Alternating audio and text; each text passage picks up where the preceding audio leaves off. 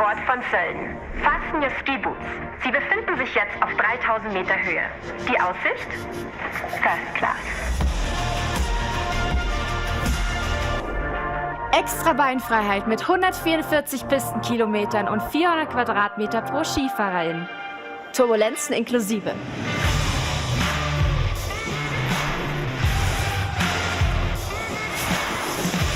Willkommen in der höchsten Genussklasse 3000 Meter über dem Alltag. Geschüttelt, nicht gerührt.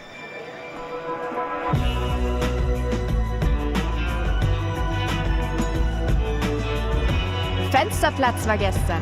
Hier gibt's die 360-Grad-Experience. Keine Wartezeit. Piste frei. Cleared for Takeoff.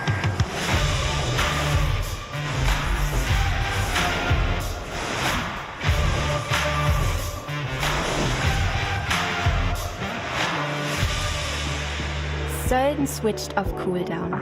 Sie dürfen jetzt die Rückenlehne zurückstellen und den Abend in voller Länge genießen.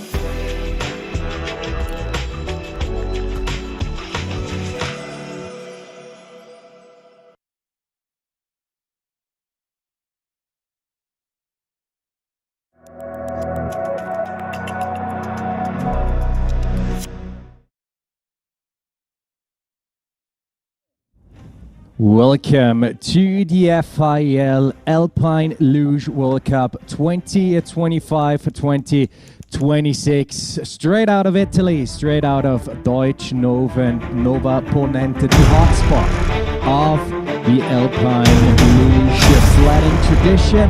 And as you can see here, it is everything prepared for a stunning competition, for an intense fight for those precious World Cup points here at the third stop of the World Cup circuit.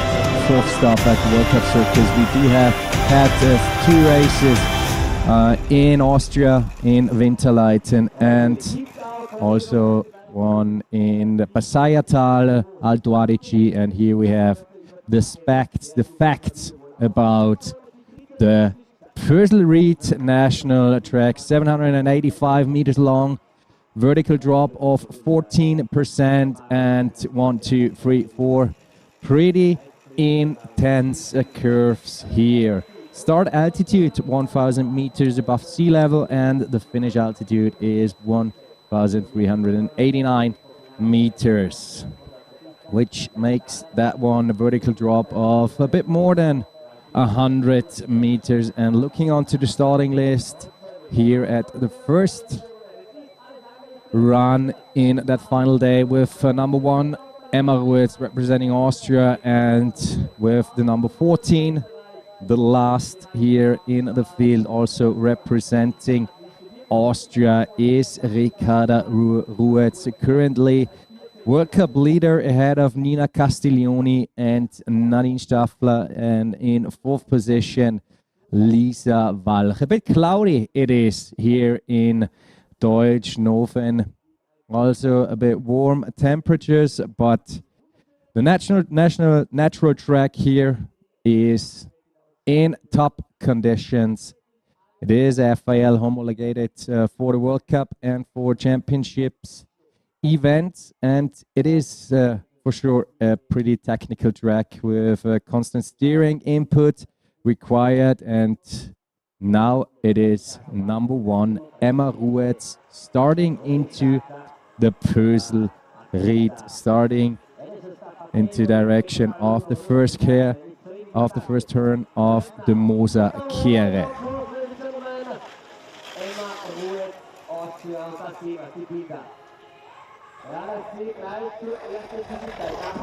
Here we are. 17.39 on the first intermediate time for Emma Ruetz here. A bit of tricky visibility here for the athletes. 29.89 second intermediate time. And here, as I said, it is a steering input required for sure for the athletes here always direction changes, and as you can see here, narrow racing lines. Last turn, Dollkurve, and here we are in the finish with 58.70 for Emma Ruetz, for the sister of the Vice World Champion, Ricarda Ruetz. Also a talent to for sure look at in future, and hopefully having a bright future for her next one. Also representing Austria, Karina Miller. We knew 17.39 in the first intermediate time for Emma Ruetz, and now she is on her way to trying to beat her fellow teammate.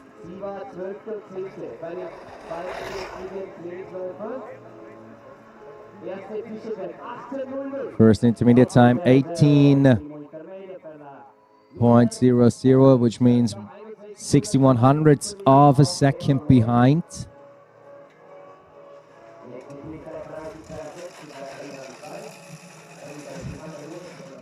Karina Miller currently placed in the 18th position in the overall World Cup with 35 points in total.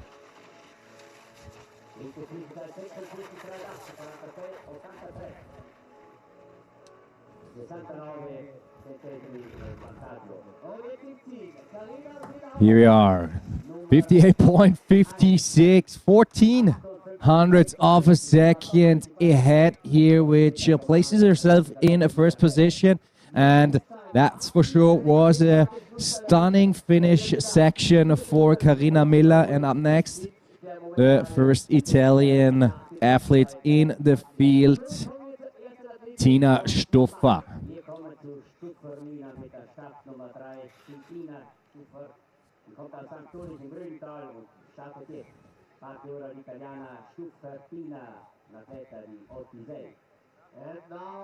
He is right now placed in position 17, 9th and 11th position at the training races yesterday, and coming into the first intermediate time, 75 hundredths of a second ahead here of Karina Miller.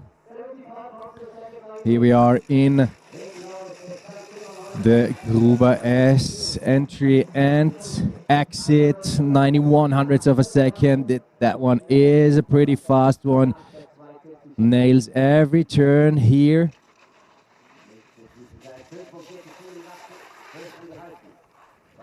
In the middle section, it is the most demanding part of the track, and coming into the final section, technical, clean and controlled you have to be to secure yourself a top spot here in the first run of that final day. And for sure Tina Stoffa was on the right way and places herself in first position with 89 hundredths of a second ahead right now, in front of the two Austrian, in front of Karina Miller and Emma Ruetz. Up next, Lotte Mulser.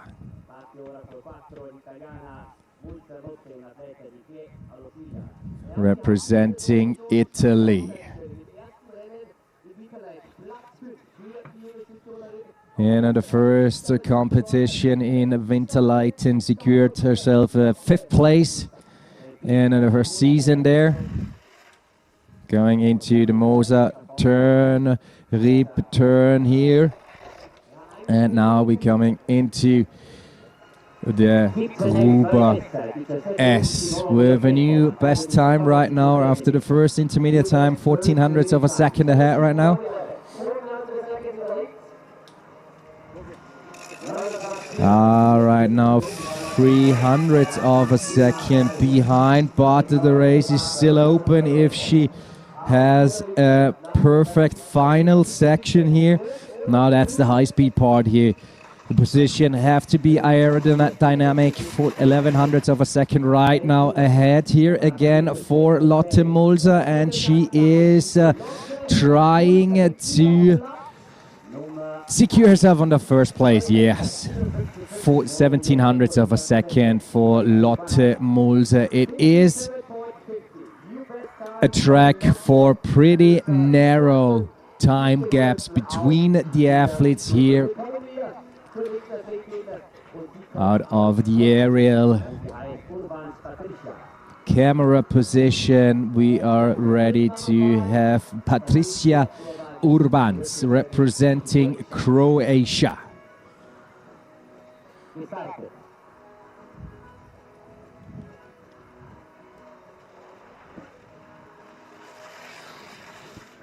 First turn, or there was a bit of spray here. First intermediate time stops at 18.32, 1 second and 21 hundredths of a second already behind here.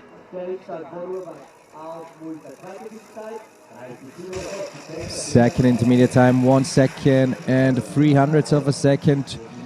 Was able to narrow the gap a little bit.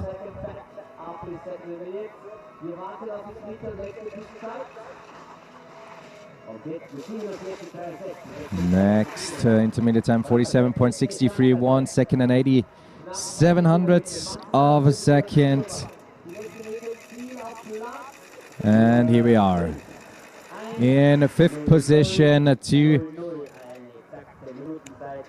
seconds and 50 hundredths of a second behind.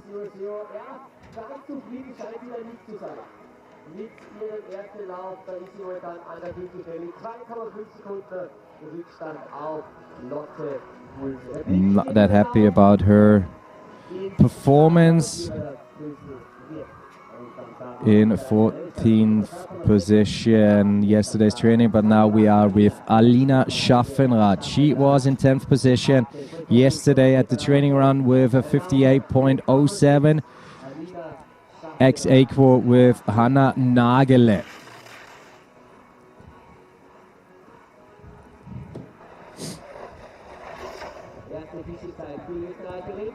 First intermediate time for the Austrian, 10 hundredths of a second behind here, 17.21.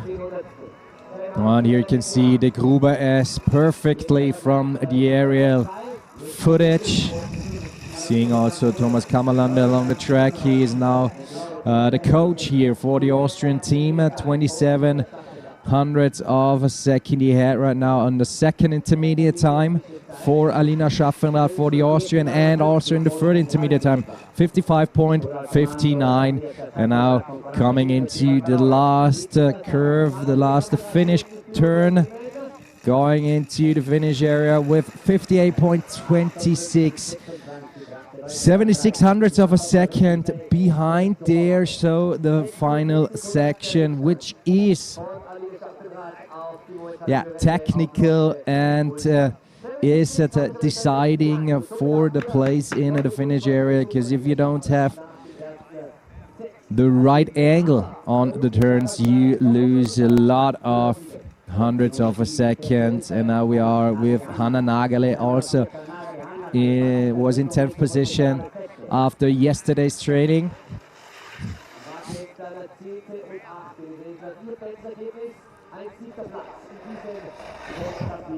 10th and 8th position yesterday. They had 2 training runs, and right now 27 hundredths of a second behind.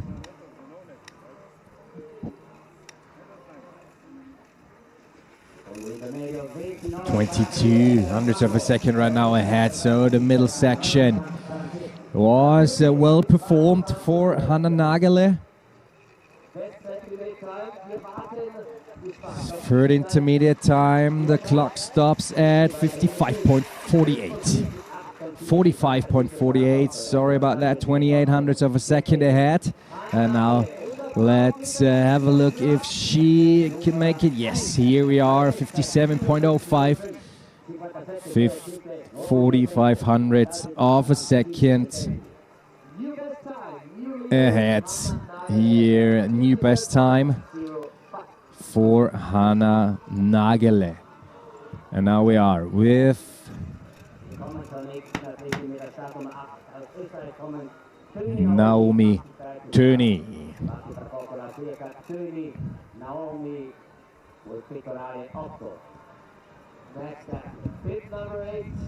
with the bib number 8. And now pushes herself out of the start gate.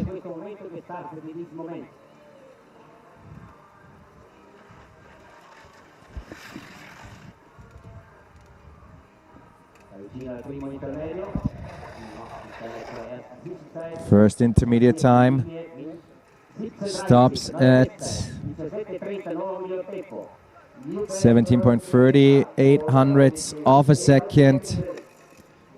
Right now ahead here. Oh, but now she is in a bit of a delay here. 30 hundredths of a second behind here after the second intermediate time. And in the third intermediate time, 17 hundredths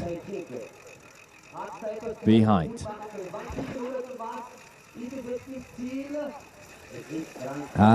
Couldn't make it. Second position for Naomi Turney with 23 hundredths of a second behind Hanna Nagele. So right now, currently Austria in front of Italy, and another 3 Austrians.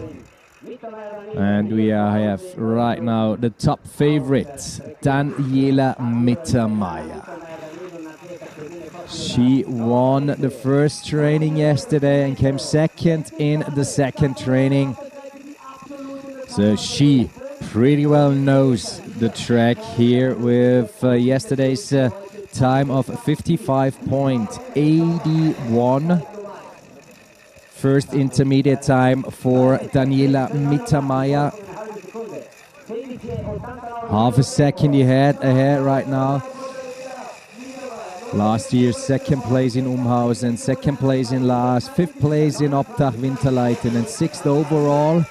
And right now she is on a pretty good way to work her way up in the overall standing, currently placed in 6th position, and she is still ahead also after the third intermediate time of 34 hundredths of a second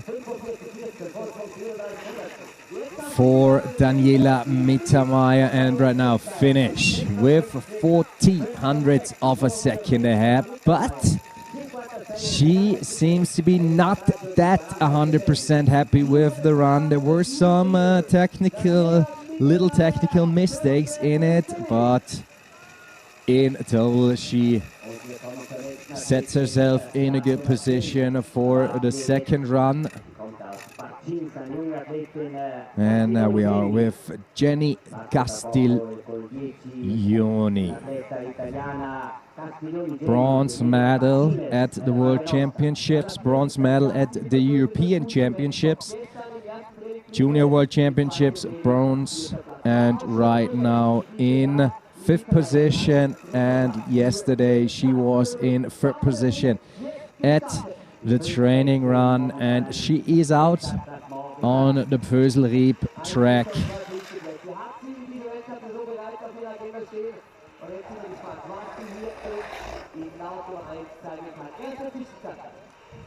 Third place here in the current World Cup season is on her Vita.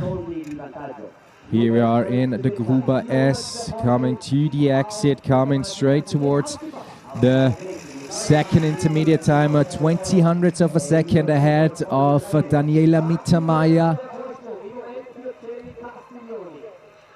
Jenny Castiglioni in the high-speed section. 34 hundredths of a second ahead right now. Coming to the final section, technically clean and controlled, she is for sure.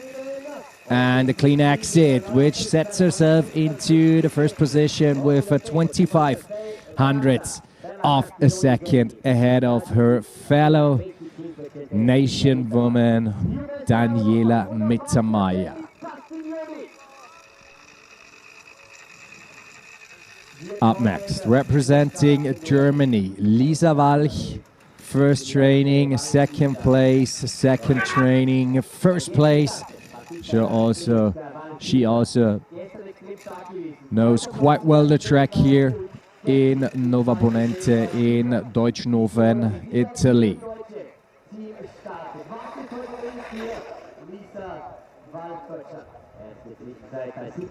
First intermediate time, 17.01, 16 hundredths of a second behind for Lisa Walch, representing Germany, coming to the second intermediate time. Now she is ahead, 9 hundredths of a second in the lead for her. And that one is Alpine Luge Sport at its finest.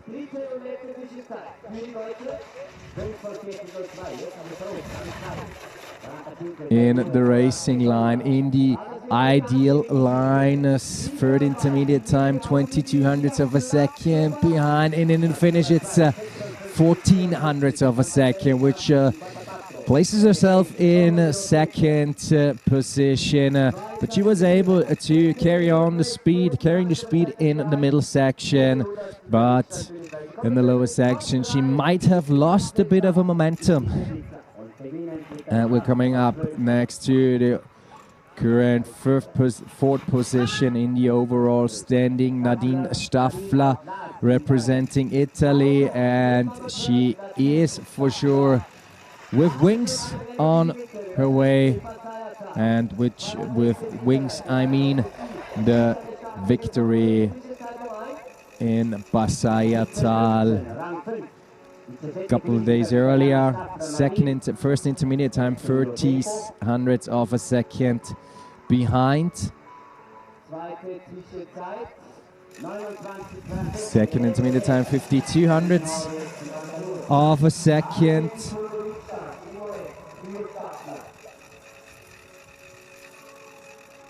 Pretty clean run so far.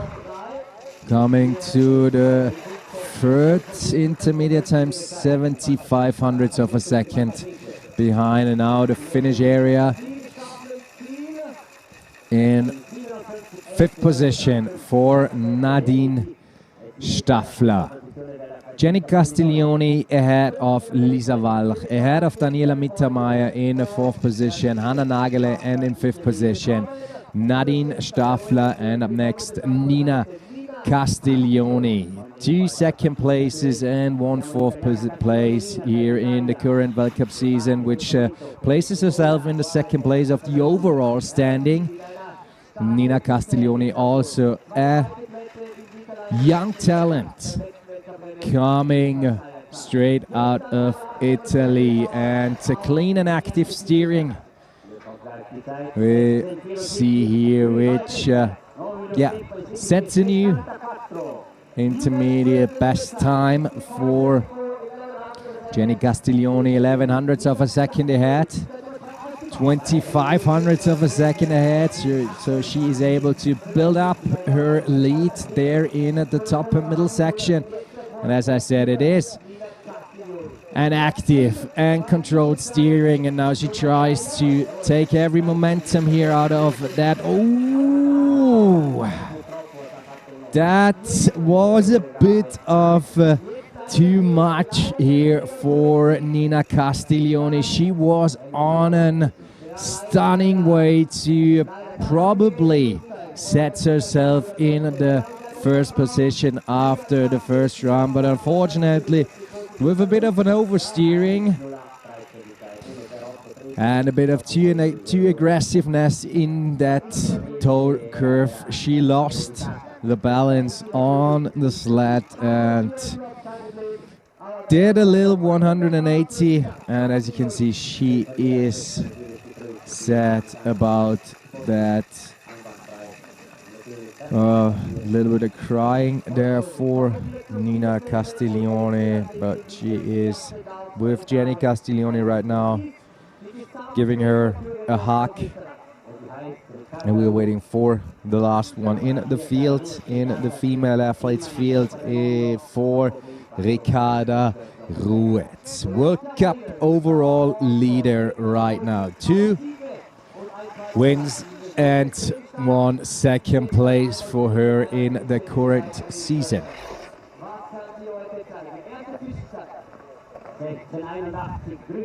First intermediate time, 400ths of a second ahead, 16.81. Yesterday's training times were at 56.06, 2100ths of a second ahead after the second intermediate time. Now in the middle section, a bit of bumpy there, 800ths of a second right now after the third intermediate time. Now coming into the last turn here into the finish area, and there it is. Position 1, 56.15, 2500ths of a second ahead of Jenny Castiglioni. First run out of 2. And here the overall standing. Ricarda Ruetz ahead of Jenny Castiglioni in third position. Lisa Walch, fourth position. Daniela Mittermeier. 1, 2, 3, 4 Austrian and 1, 2, 3, 4 Italian in the top 10 and 1 German athlete in the top 10. And second run will also be the same, pretty much the same like that run. We will start with the fourth, with Nina Castiglioni will be the first one starting, and Ricarda Ruetz the last one. And for sure that one with a maybe broken heart after the first run is Nina Castiglioni. She was on a perfect way, trying to have the perfect run down here of the Pföslriep.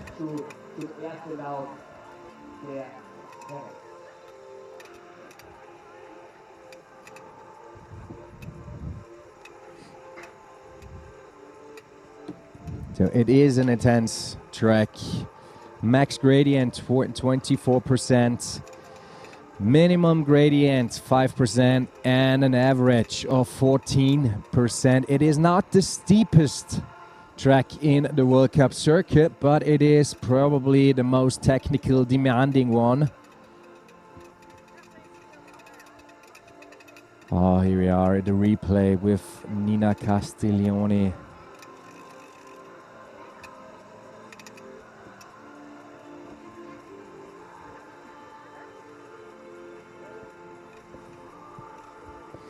Now let's have a little view back to yesterday, to the doubles.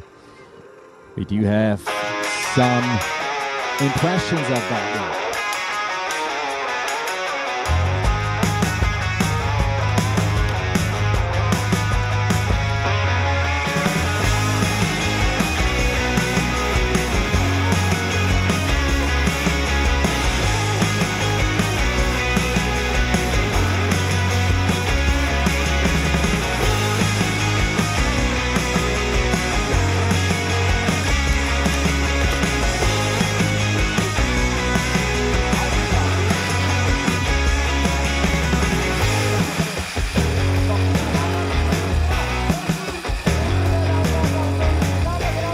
Heute ein spannendes Rennen.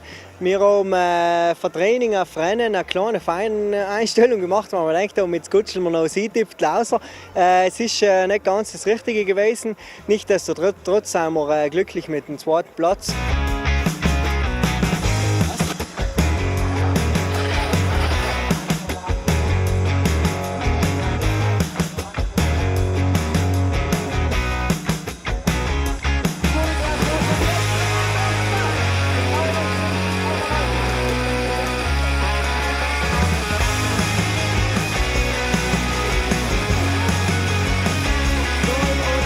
Jetzt sind wir fast 3 Wochen nicht am Schlitten gesessen und dann gleich so zurückgekommen.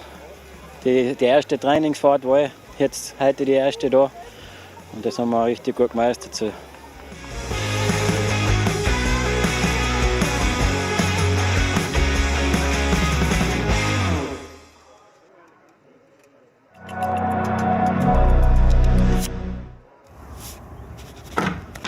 way. There's 1,000,000 things that I'd like to do with you, and 1,000,000 more right after we're done.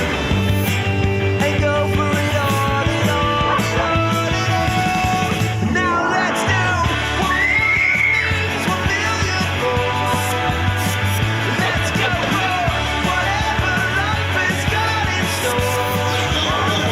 Now let's do everything like my father's done when I was young. Ba-da-ba-ba-ba.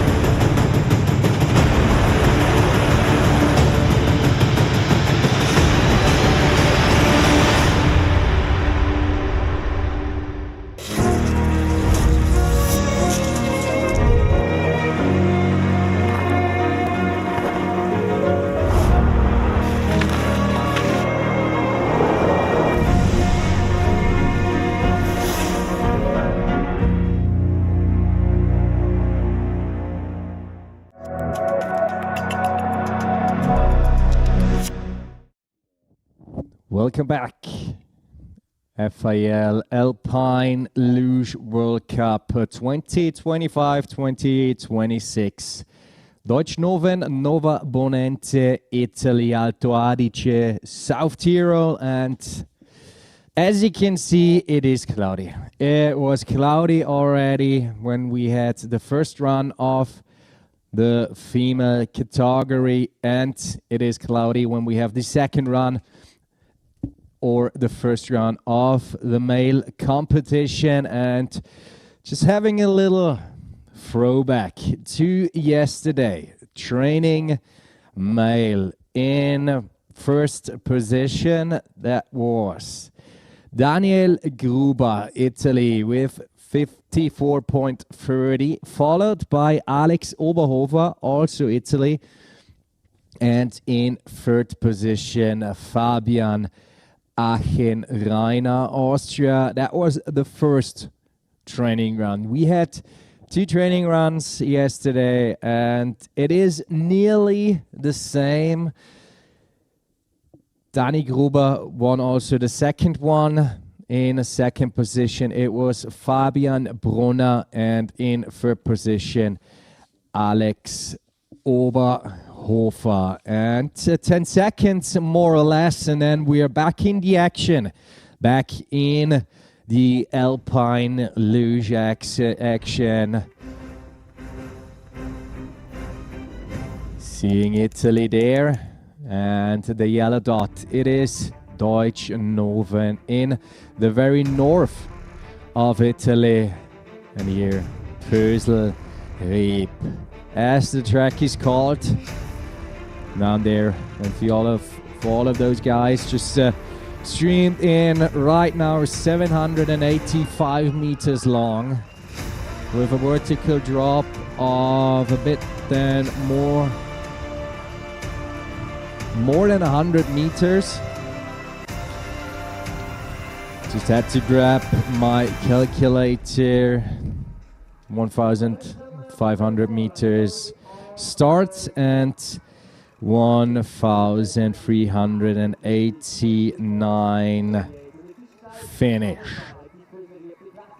which means then 111 meters of vertical drop from top to bottom. Start list representing Bulgaria: Peter Savov, Antonin Stoikov, Peter Lampacher, Simon Saura, Marco Alma, David Riddle, Shohei Tanaka. Then the second Lampacher, Matthias Lampacher, And coming into the second page, two guys representing the United States of America, Mason Pelechek and Thomas Matthews. Paolo Auer, also a young talent coming from the Ötztal. Leon Auer, the same. Sebastian Feldhammer. And in the second last, Fabian Achenreiner and the current World Cup overall leader, Daniel Gruber, representing Italy, coming with bib number 27. So 27 athletes are in the roster, and 27 athletes are fighting for those final tickets, for those World Cup points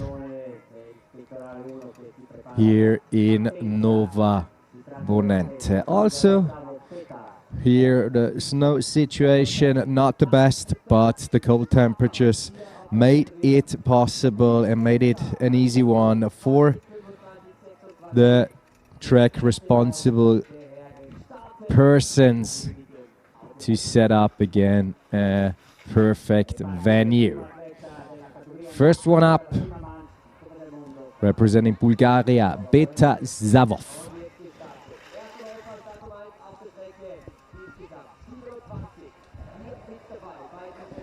First intermediate time for Beta Zavov, 17.93.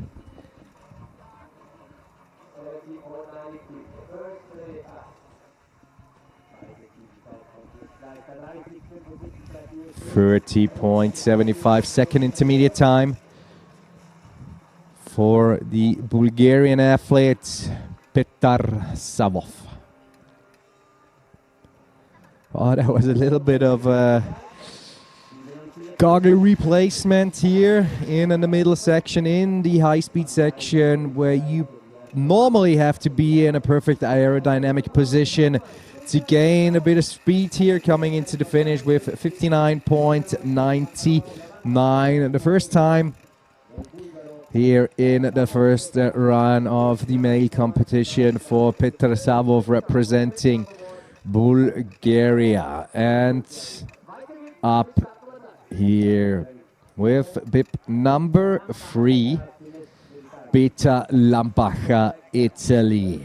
Also with his brother Matthias Lampacher, seen on the doubles, and also there secured some pretty intense and pretty magical results over the last seasons, with some medals at the World Championships. First intermediate time, 1 second and 29 hundredths of a second ahead here in front of Peter Savov. Second intermediate time, 2 seconds already ahead here with 28.75.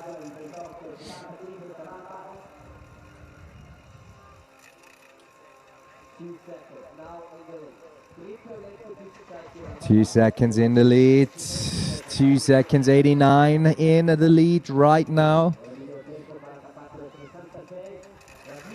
Coming into the finish area, and here we are. 3 seconds and 83 hundredths of a second ahead with 56.16. And when we can remember the first round of the female competition, Ricardo Ruiz was there pretty much the same in timing.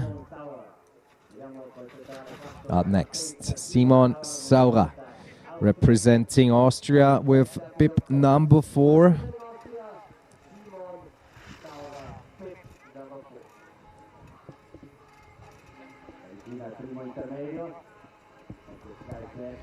First intermediate time stops at 17.01, 37 hundredths of a second behind. Active steering and controlled steering for sure here for Simon Saurer. Second intermediate time already 70 hundredths of a second behind.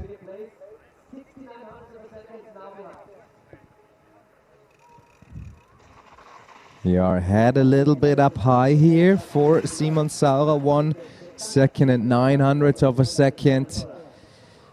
Delay already for him after the third intermediate time, and then in the finish area there is 1 second and 4100ths of a second for the young athlete representing Austria.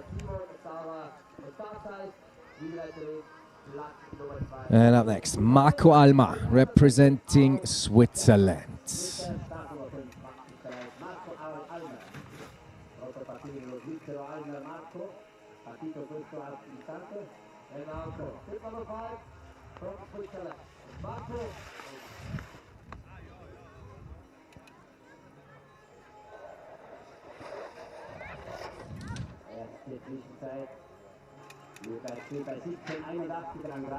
First intermediate time, 1 second and 1700ths of a second behind.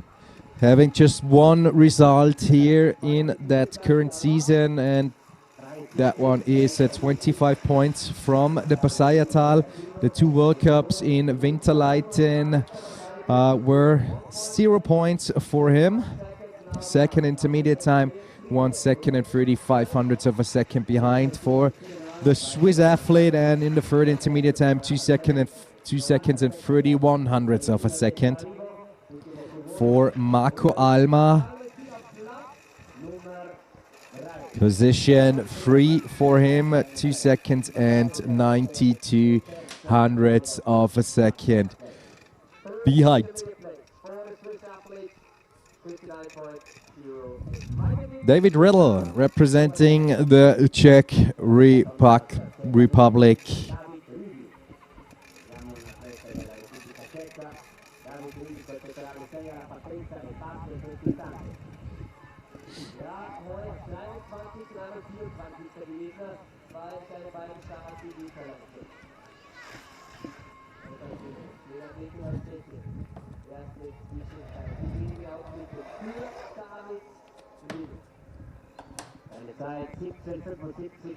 First intermediate time already 1 second and 1100ths of a second behind Peter Lambacher.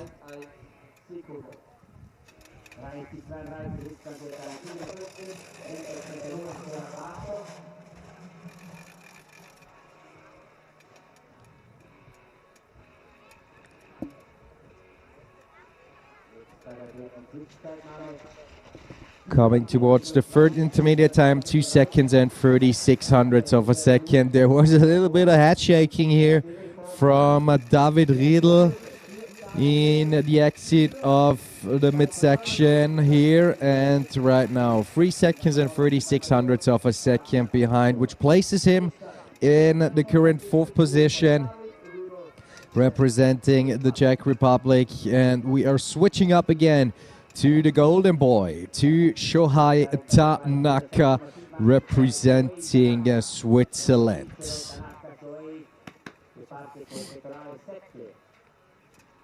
With the bib number 7. Pulling him out to pushes on the icy track here in Nova Ponente. Everything is golden here. The golden sled, the golden helmet, and for sure the golden race suit for Shohei Tanaka. First intermediate time, 19:04, which means 2 seconds and 4000ths of a second behind there. Second intermediate time already 4 seconds and 7200ths of a second. That was not the best middle section for Shohei Tanaka.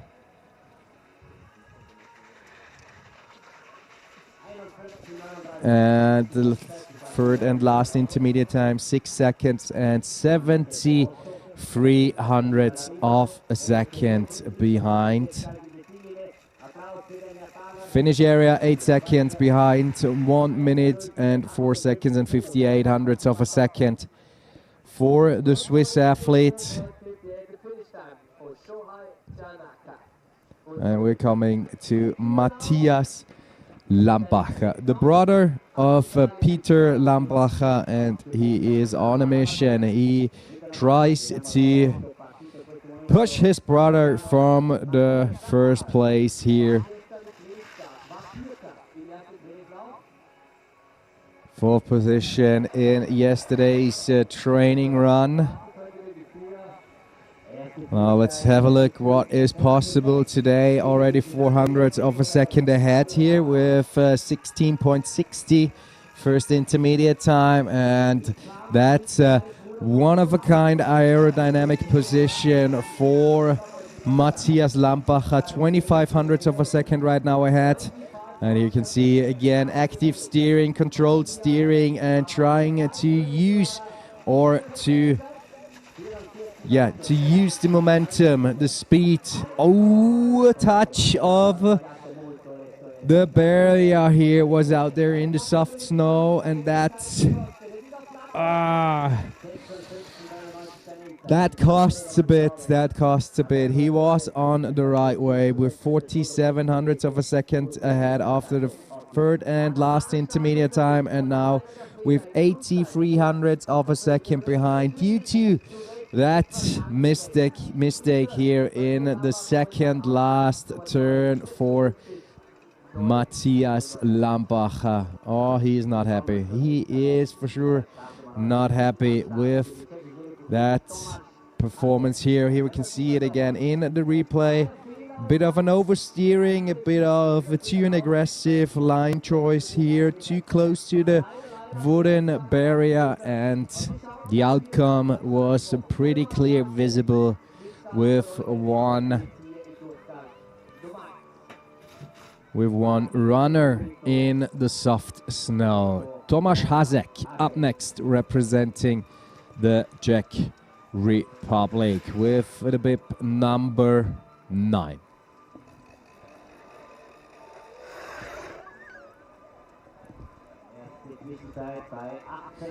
First intermediate time, 1 second and 5700ths of a second.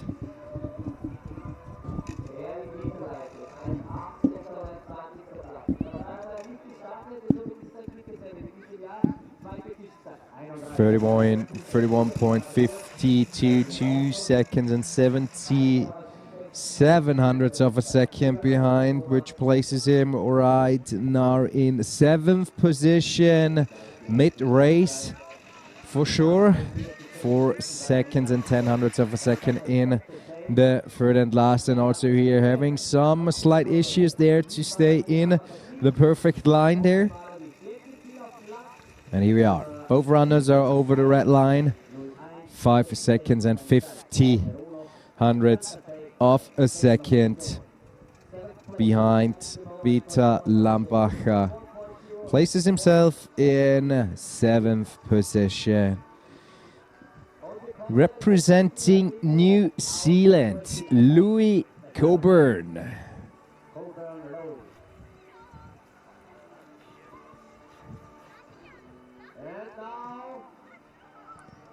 Here we are with the bib number 11. New Zealand in the Alpine Luge World Cup circuit with Louis Coburn. Now let's see what is possible for the Kiwi here. 6600ths of a second behind 17.30. First intermediate time.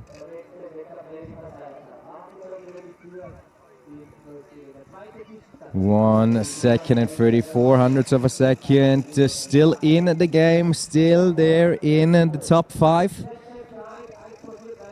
Now it all comes together in the lower middle section and in the upper end section. 2 seconds and 2000ths of a second. Still in 4th position for Louis Coburn, representing New Zealand, coming into the finish turn and entering that one with 3 seconds and 3500ths of a second. Places himself in 5th position, and he is happy, that's for sure. And we are switching from New Zealand to Austria, to Florian Freigassner, pulling himself out of the start gate with bib number E, bib number 12.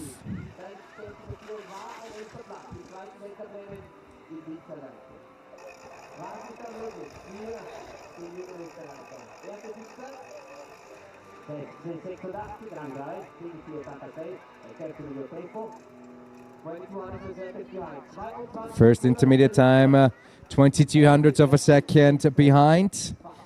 Out of the bird's eye perspective here, coming into the next intermediate time, 43 hundredths of a second behind. Currently in third position for Florian Freigassner.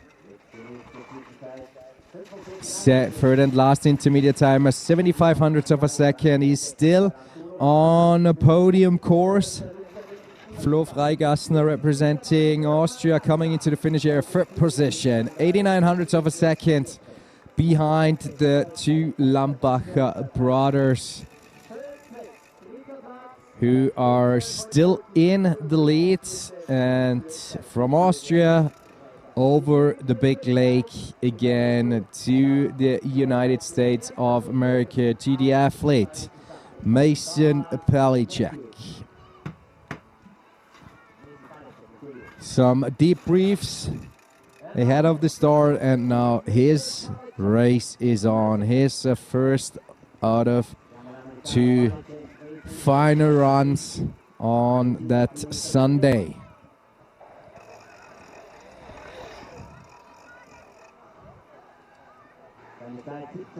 First intermediate time, 66 hundredths of a second. Behind 17.30. And here we are, 29.83, 1 second and 8 hundredths of a second behind here for Mason Palicek, for the American athlete, coming into the high-speed section, into the middle section there. And 2 seconds and 2 hundredths of a second behind. That is the toll curve, and coming into the finish area, 2 seconds and 41. Places himself in fifth position.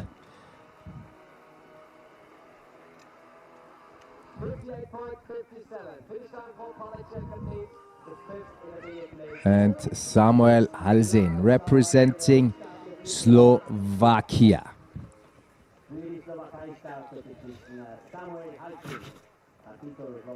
With the number 14. 29 athletes are in that first run. First intermediate time for Samuel Halsin. The clock stops at 17:03, 39 hundredths of a second. Just his delay here in the upper section. Gruber S and high-speed section. Building up some speed. Controlled steering. Trying not to oversteer here. Try to keep both runners on the track. To use the momentum, to use the speed here towards the third and last intermediate time, 45.75, 109. Delay here in a second. And there we are.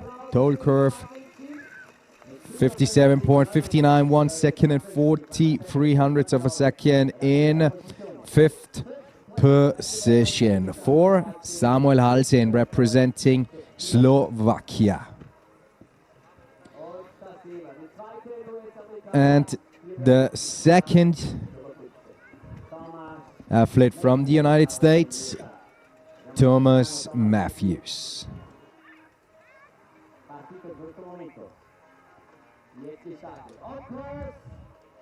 Bib number 15 on course.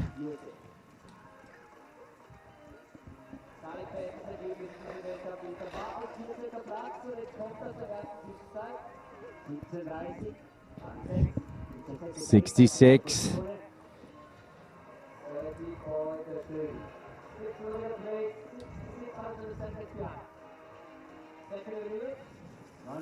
Second intermediate time, 85 hundredths of a second.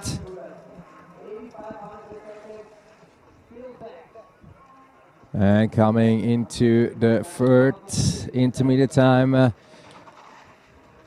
glove replacement there, 1 second and 1700ths of a second. Yeah, this track punishes mistakes, especially in the lower section. 2 seconds and 24 for Thomas Matthews. Tenths and hundreds decide here on the track. Coming to Jerome Almer, to the next athlete representing Switzerland. He is pretty much one of those persons responsible to reinvent the Alpine Luge sport here in Europe and overseas, and trying to make it more attractive, more accessible for the broad in the mountain areas. First intermediate time, 6300ths of a second. Second intermediate time, 6400ths of a second. Now try to keep everything sorted, try to keep everything together. Having the hand on the ice here to help a little bit that steering. And 9000ths of a second. Still under a second here for Jerome Almer, representing Switzerland. Now let's see the end time there, 57.80. 1 second exact here for Jerome Almer. A little bit of smile there. And placing himself in 4th position.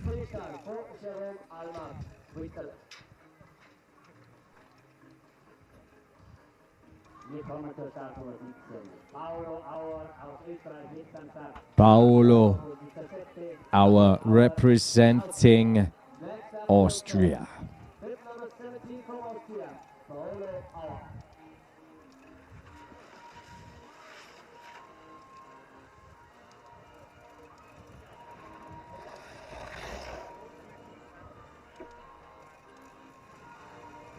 First intermediate time, 1200ths of a second ahead for Paolo Auer. Best new intermediate time, and also a second intermediate time, 29:05. Lost here 4 tenths in that middle section.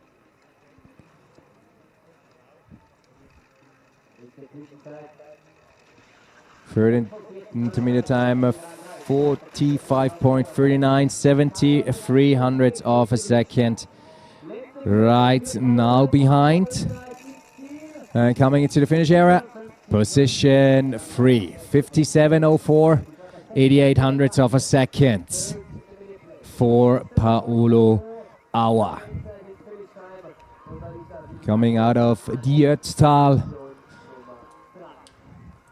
Alpine Luge hotspot, as you want to say it like that, in Austria. And here we have Fabian Brunner. Right now, top 10 in the overall standing. And yesterday, second position in the second training. Touched a little bit the wooden barrier here, but still 500ths of a second. He had a 16.5900ths of a first intermediate time. Coming towards the second intermediate time, 28.73, 200ths. Still in the lead for Fabian Brunner, for the Italian. And now is it his time to push one of those Lampacher from the podiums and sets himself in the top spot, 2300ths of a second after the third intermediate time. Looking good, looking smooth. And now we have the finish right now. Current leader representing Italy, Fabian Brunner.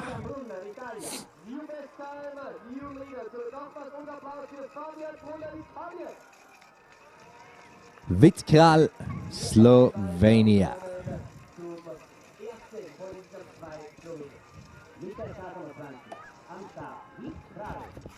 And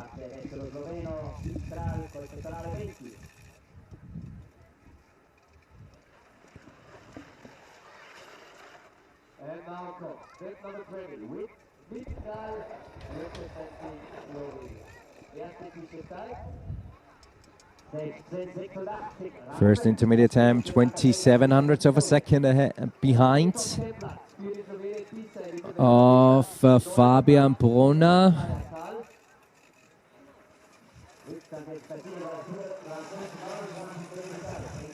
Second intermediate time, 3700ths of a second.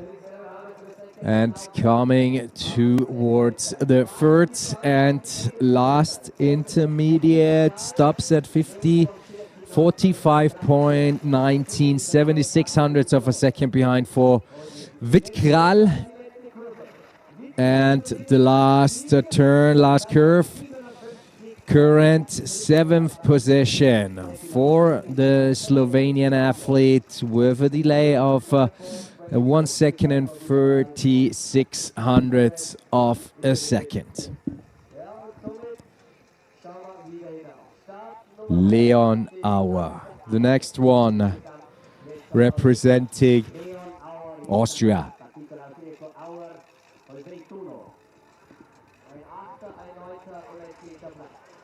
1/8 position, 1/9 position, and 1/10 position for him in the current World Cup season. 2600ths of a second behind here after the first intermediate time. 16.85, but in a great position. So the setup is on fleek here for Leon Auer. 3000ths of a second behind. Last intermediate time, 2800ths of a second. Oh, that was pretty solid. That was pretty solid for Leon Auer. And here we are, 56.29 in 4th position. Leon Auer. 3rd position, sorry about that, 3rd position for Leon Auer, and Shiga Kral, the brother of Vit Kral, currently in 7th position in the overall standing.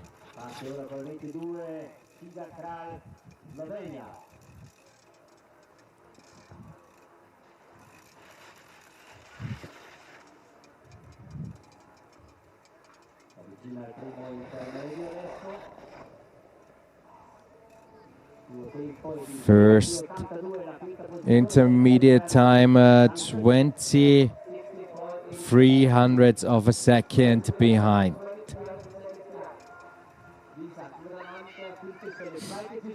.16, 3300ths of a second after the second intermediate time.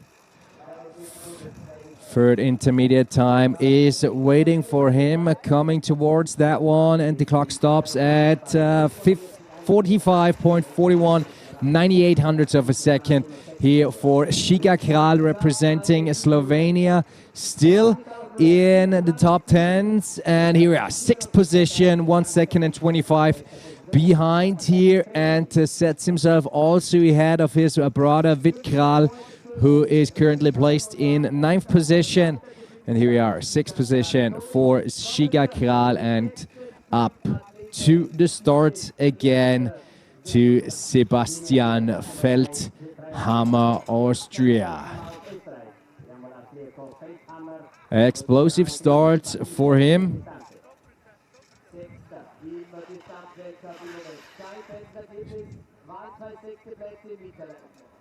To 6th position in Winterleiten, his best results in the current World Cup season, which sets him in 6th position also in the overall standing, and 1100ths of a second behind after the first intermediate time.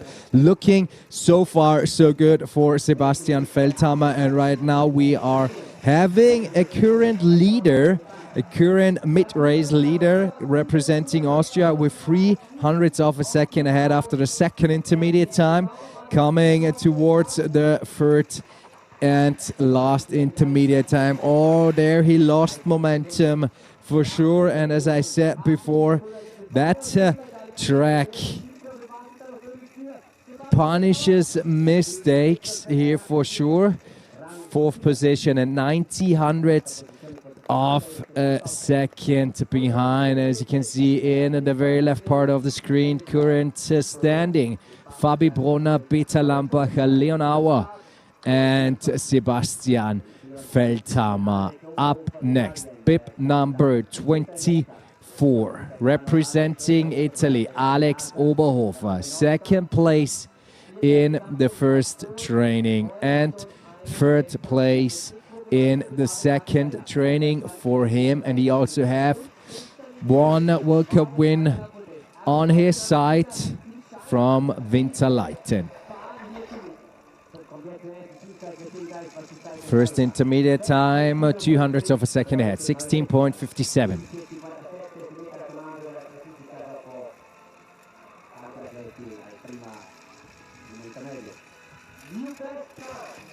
Second intermediate time, a new mid-race best time, 28.57, 1600ths of a second ahead for Alex Oberhofer, the Italian athlete.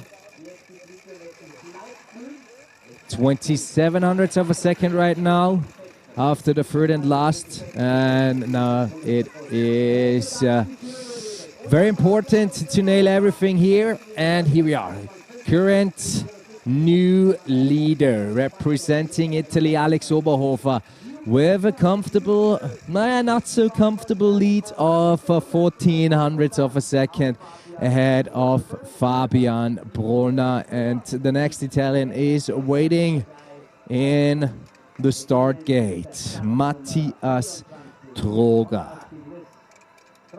4th position right now, having a 3rd and 4th on his side in the current World Cup season.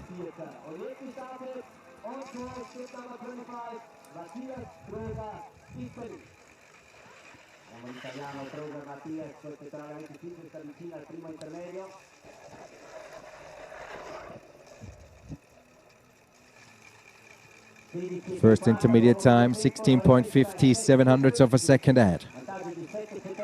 Matthias Droger.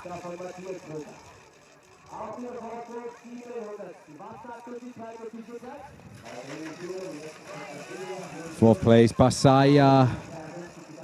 His current best result so far. 2nd, 3rd intermediate time already 1600ths of a second behind.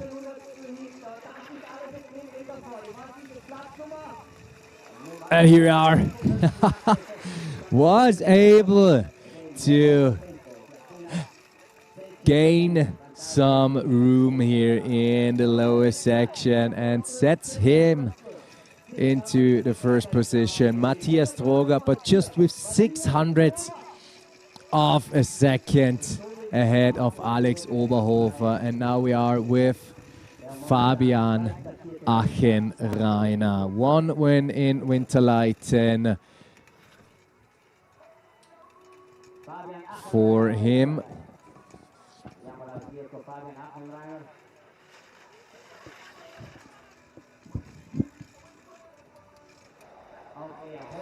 First intermediate time for Fabian Achenreiner, 16.57, already 700ths of a second behind.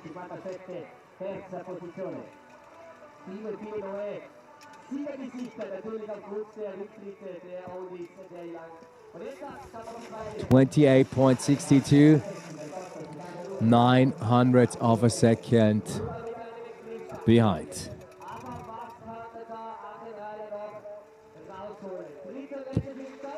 We have seen a perfect lower section by Matthias Droger, and he is still just 900ths of a second behind. Hopefully also have a perfect lower section here. Fabi Achenreiner, not so good, but still good in 4th position right now. 2600ths of a second behind Matthias Droger, and the top 3 athletes are within 20 hundredths of a second. And now we are coming to the current overall leader, Daniel Gruber, Italy, a shooting star. First place in Laas 2023-2024, silver medal, World Championship. And as I said, current overall leader, winner of Winterleiten, third place in Winterleiten and second place in Passaiatal a couple of days ago. 10 seconds in green with 10 hundredths of a second in green, 12 hundredths of a second in green after the second intermediate time. So he is on a good way to set himself back onto the top podium here after the first run. Daniel Gruber, Italy. And now we have 38 hundredths of a second in front of Matthias Droger, coming into the finish area with a comfortable lead of half a second ahead of his fellow teammate ahead of Matthias Droger. Danny Gruber, so right now in the lead ahead of Matthias Droger, ahead of Alex Oberhofer and Fabian Brunner, which means also the first run out of 2 in the male competition is in the books. So, Daniel Gruber in front of Matthias Droger, in front of Alex Oberhofer, Fabi Brunner, Fabi Achenreiner. And as you can see here, 1, 2, 3, 4, 5, 6 Italian under the top 10 and 4 Austrian. With Fabi Achenreiner, our Leon, Sebastian Feldhammer and Paolo Auer.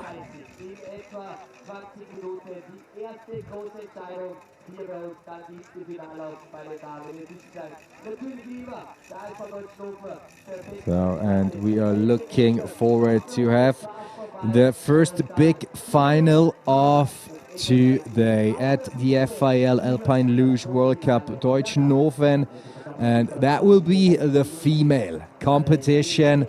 14 athletes are on the start, and the battle is again on between the Italian, between the Austrians, and also between the Germans, Lisa Walch.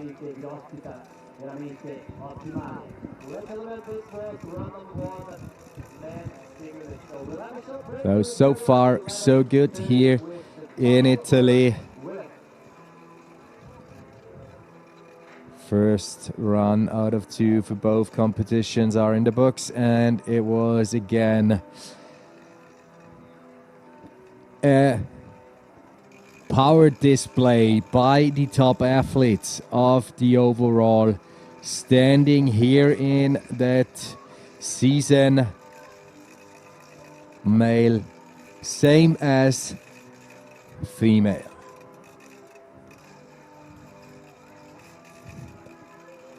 We're going into a commercial break and see you guys soon when it comes to the first big decision of today.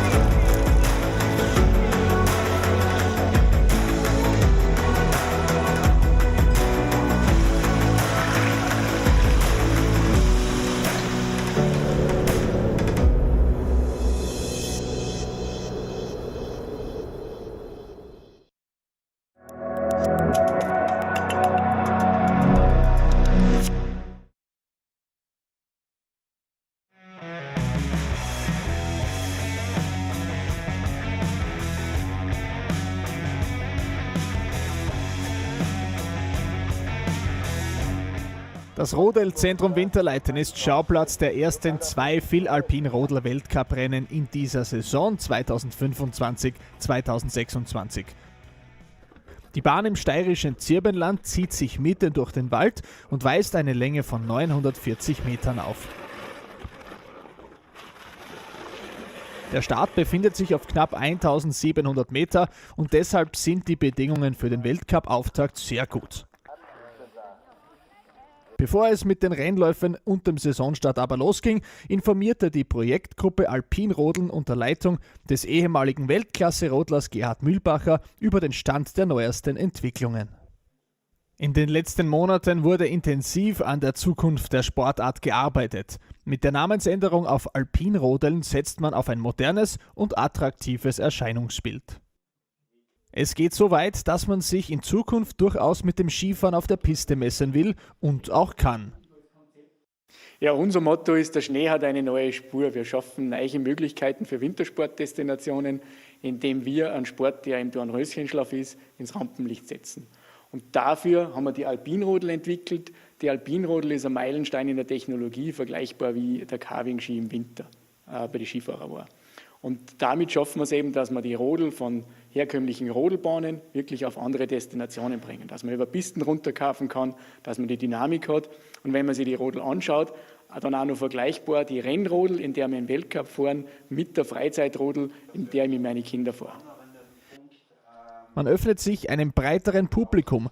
Dies wird bei allen Präsentationen ersichtlich und auch für den Rennsport allgemein sind Änderungen voll im Plan. Wir haben heuer ein hochkarätiges Tessteam, Patrick Bignetter, Evelyn Landahler, Florian Klara, Peter Breindl, die dieses Produkt und die neuen Formate testen werden. Aus dem raus werden wir im Frühjahr einen Änderungsantrag machen, auch fürs Reglement, auch für den Weltcup. Und das wird dann im Juni entschieden. Es kann ein Ja sein, es kann ein Nein sein. Ja. Ab dem Zeitpunkt gibt es dann wirklich kein Zurück, aber wir rechnen mit keinem Nein. Ja. Und dann wird es so sein, dass es eine Übergangssaison gibt, also 2026, 2027 wollen wir noch mit dem alten Material fahren. Da gibt es noch die gemeinsame Weltmeisterschaft mit der Kunstbahn in Innsbruck auf einer herkömmlichen Eisbahn. Und ab der Saison 2027, 2028 gibt es dann beides. Die Eisbahn, wie wir sie schon kennen, und ein Rennen auf der Piste mit einem Slalom. Auf der einen Seite sind wir schon angehalten, das Projekt zügig voranzutreiben und da die Materialumstellung und das neue Rennformat schnell einzuführen.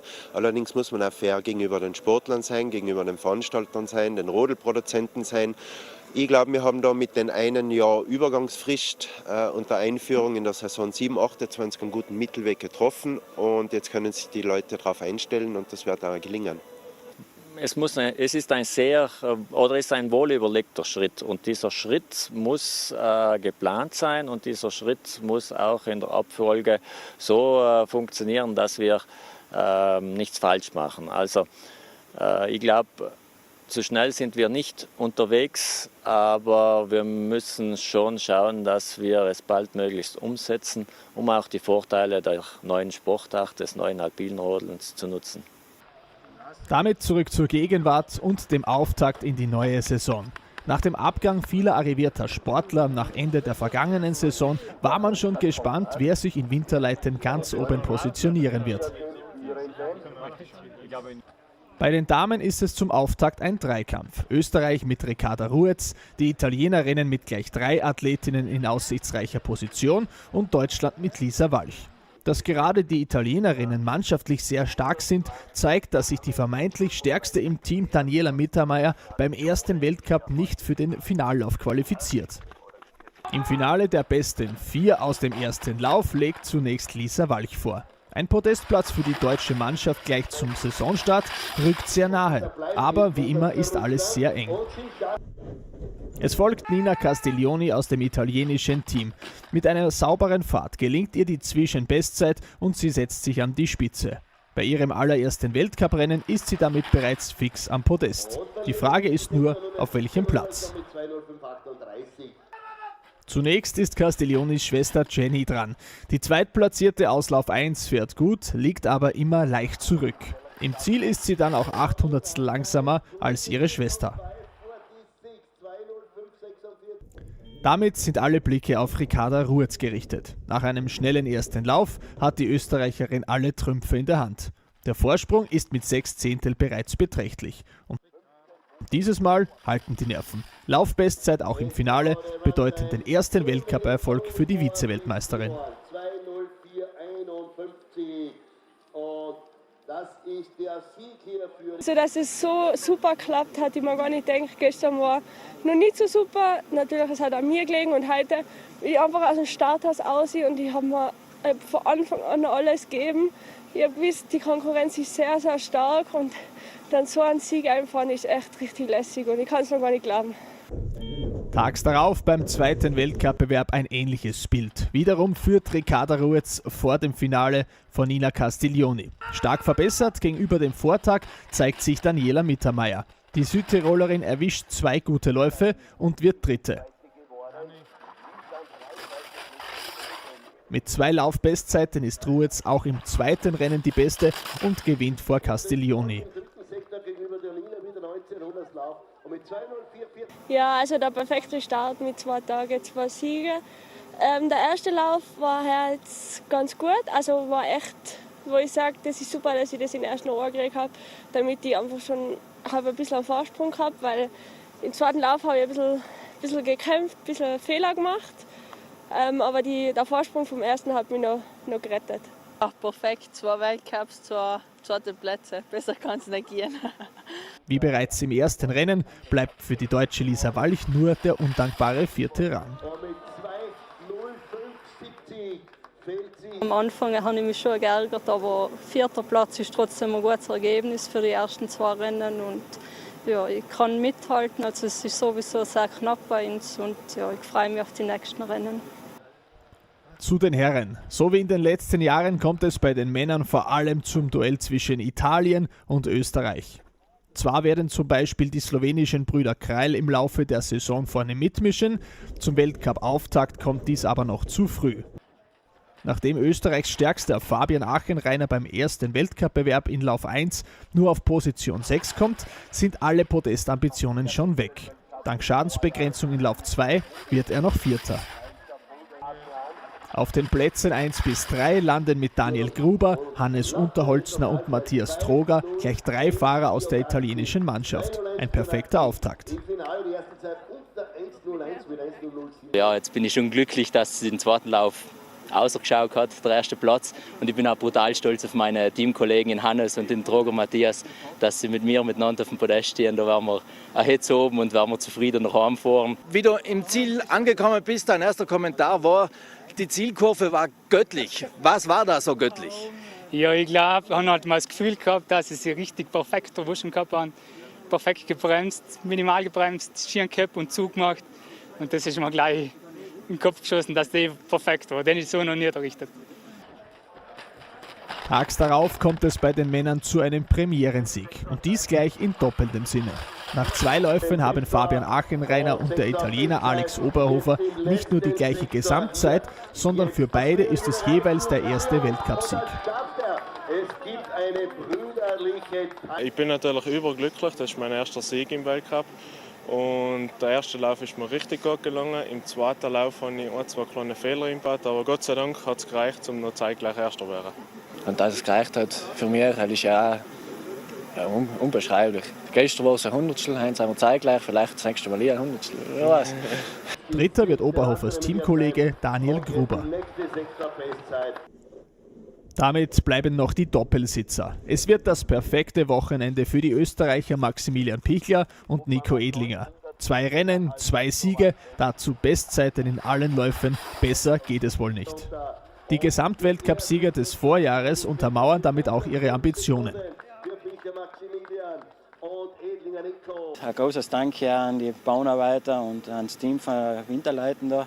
Wir haben eine richtig geile Bau zusammengebracht wieder. Und ja, es ist schön, dass wir jetzt wieder so wie letztes Jahr daheim den Doppel-Weltcup gewonnen haben. Die Gebrüder Gabriel und Samuel Halzin holen beim ersten Rennen den überhaupt ersten Podestplatz im Weltcup für die Slowakei. Die Italiener Tobias Power und Andreas Hofer werden einmal Zweite und einmal Dritte. Ihre Teamkollegen Matthias und Peter Lambacher holen mit Rang 2 ebenfalls einen Podestplatz. Im Weltcup-Kalender geht es Anfang Jänner im Passaiatal in Italien weiter. Zuvor folgen Ende Dezember unter anderem die österreichischen Meisterschaften in Umhausen.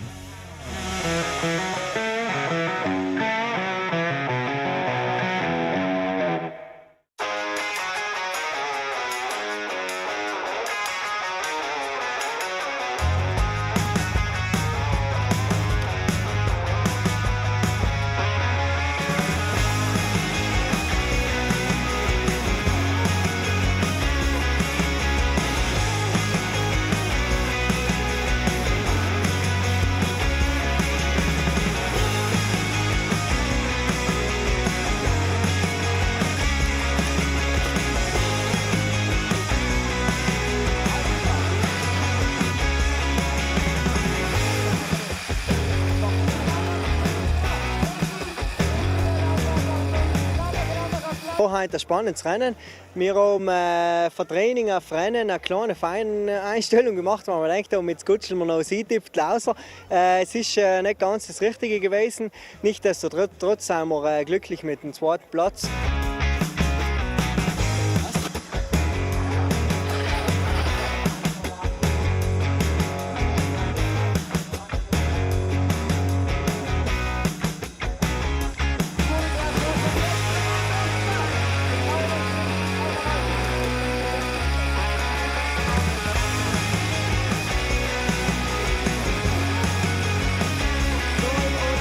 Jetzt sind wir fast 3 Wochen nicht am Schlitten gesessen und dann gleich so zurückgekommen.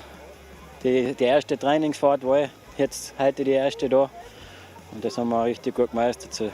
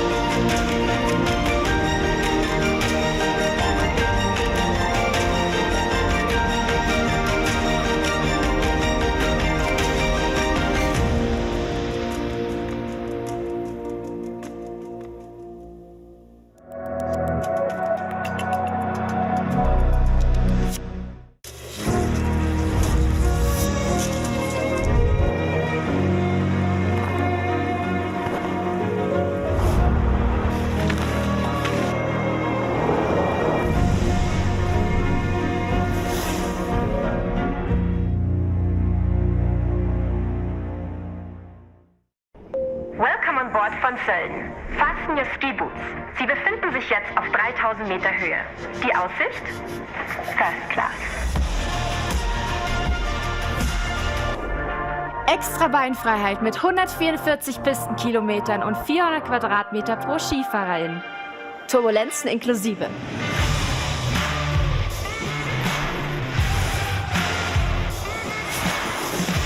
Willkommen in der höchsten Genussklasse 3000 Meter über dem Alltag. Geschüttelt, nicht gerührt.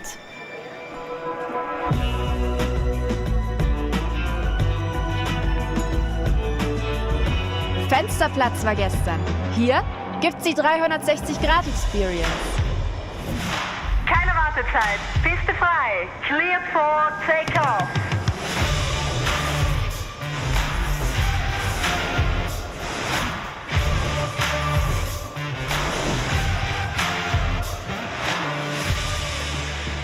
Sölden switcht auf Cooldown. Sie dürfen jetzt die Rückenlehne zurückstellen und den Abend in voller Länge genießen.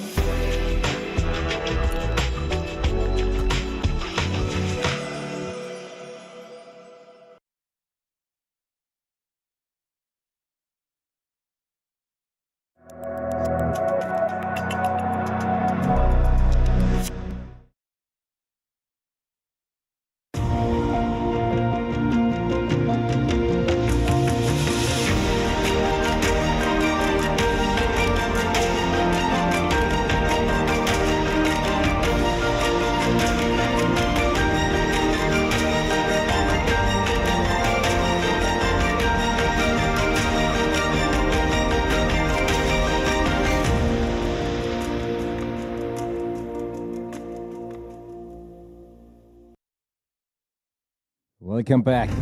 FIL Alpine Luge World Cup 2025-2026.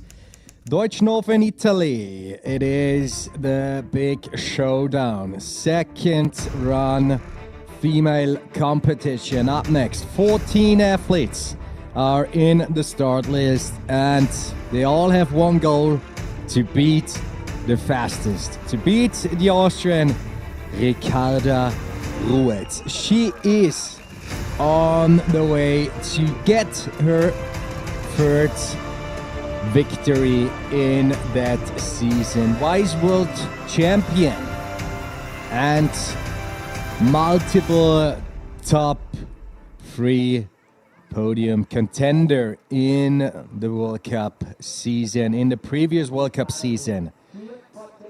Pföslriep, length 785. That is the sounding name of that track. With the Riep, Moserkehre, Toll S, Gruber S, and many, many more intense parts in the track. Starting with the last, unfortunately, of the first run with a huge mistake. She was on her way to secure herself a top spot after the first run. Nina Castiglioni, the Italian, currently in second position of the overall standing with 2 second places and 1 fourth place from Italy. Now in the start gate.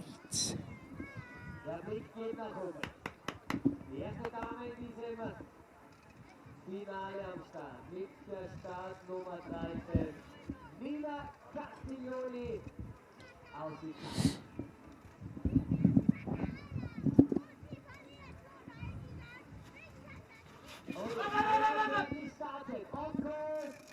Explosive start by Nina Castiglioni, and she is opening that decisive run, that decisive last run of the World Cup here in Diekental in Deutschnofen. First intermediate time 1:25.13, and we just have to remember that on the first run she had an overall time of 1 minute and 8 seconds, and that one will be add on for sure, not with the total time. Started second intermediate time 1 minute and 37.37 for Nina Castiglioni, and she's right now on her way to the third and last intermediate and to that part of the track where she had issues. Right now there it was, and this time everything went perfectly fine for her, and she is in the finish area with a total of 1 minute and 53.65, but a run time of 57.24 seconds. Waiting for the next one, Patricia Urbans, representing Croatia. 1:05.37 after the first run. And waiting to get the green light here on top of the Pföslriep, on top of the 785 meters, 111 meters in vertical drop from top to bottom, with an average gradient of 14%. Highly technical track, and always with a constant steering. The constant steering input is for sure required. Limited banking and active speed. Those are the key words of the Pföslriep.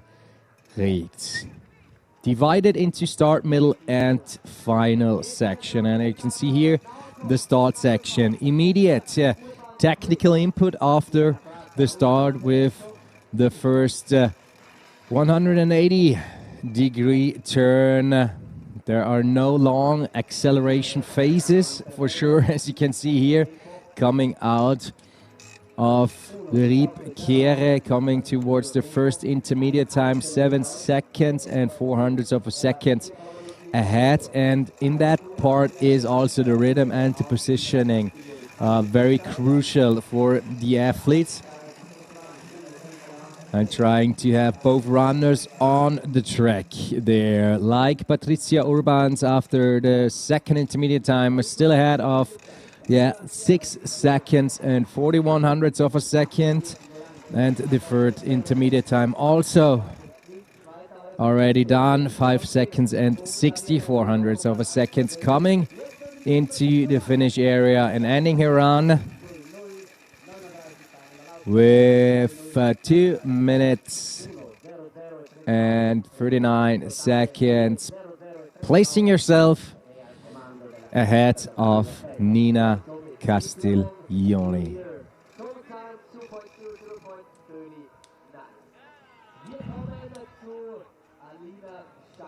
Next one up, Alina Schaffenrath, representing Austria. 102.13 after the first run, starting into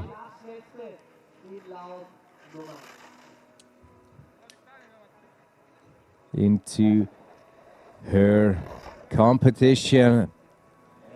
8th position after the first run. 2 seconds and 36 seconds, hundredths of a second already ahead here.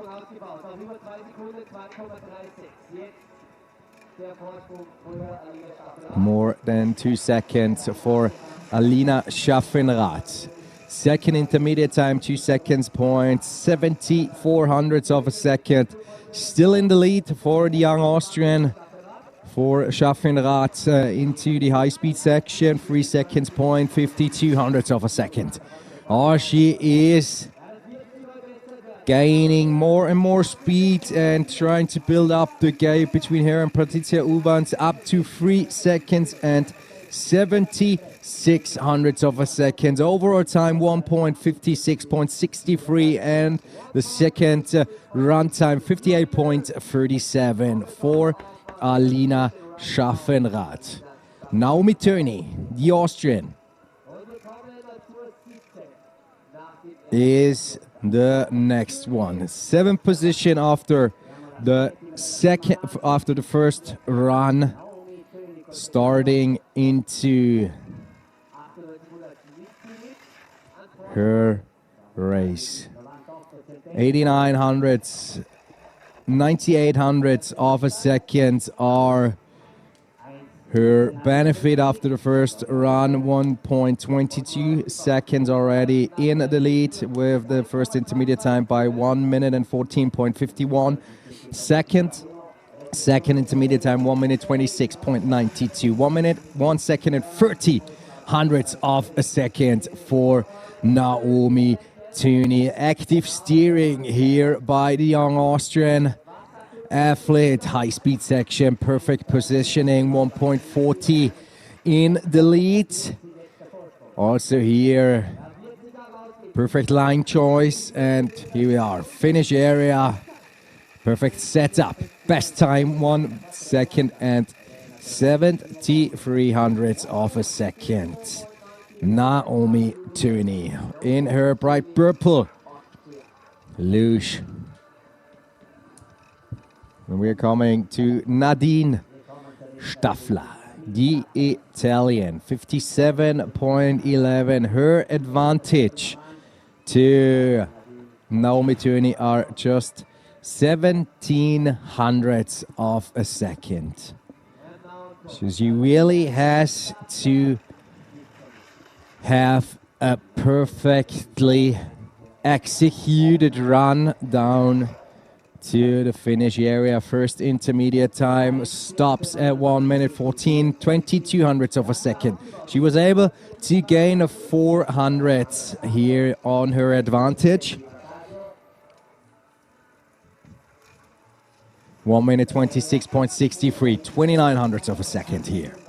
Able to build up more and more advantage towards Naomi Turney out of the middle section, which also marks the third intermediate time, 33 hundredths of a second, already. 1 minute and 42.76 for Nadine Staffler coming to the finish area. Here we are.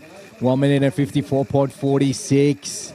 New current leader representing Italy, Nadine Staffler, with 44 hundredths of a second ahead of Naomi Turney. So Italy, Austria and Croatia on the hot seats.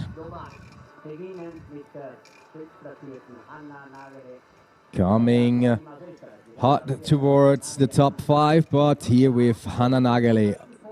6th position after the first run. Just 6 hundredths of a second. Her advantage out of the first run to Nadine Staffler.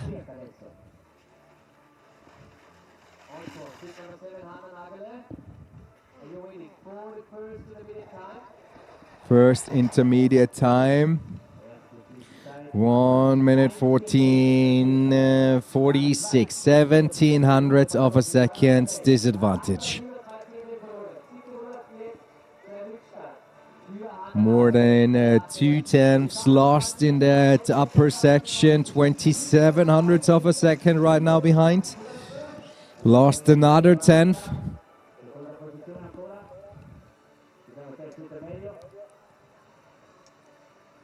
First intermediate just kept it together. 28 hundredths of a second disadvantage. She kept it together. Now let's just have a look onto the lower section in the finish area. 77 hundredths of a second. Nadine Staffler had a pretty perfect executed lower section for sure. She was able to build up more and more speed and more advantage towards her fellow competitors.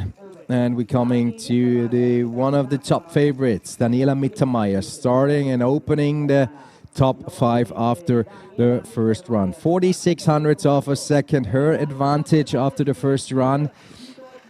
Coming into the first turn, a second turn, Riep Kehrer into this first intermediate time, 1 minute 13.48, 81 hundredths of a second. She was able to nearly double her advantage in the first 20 seconds, more or less. 84, another double there. Impressive by Daniela Mittermeier. Look at that positioning. Both runners are pretty solid on the track here, and the setup is 100% here for Daniela Mittermeier, and here we are, 1 second and 15 hundredths of a second for her, which means new best time.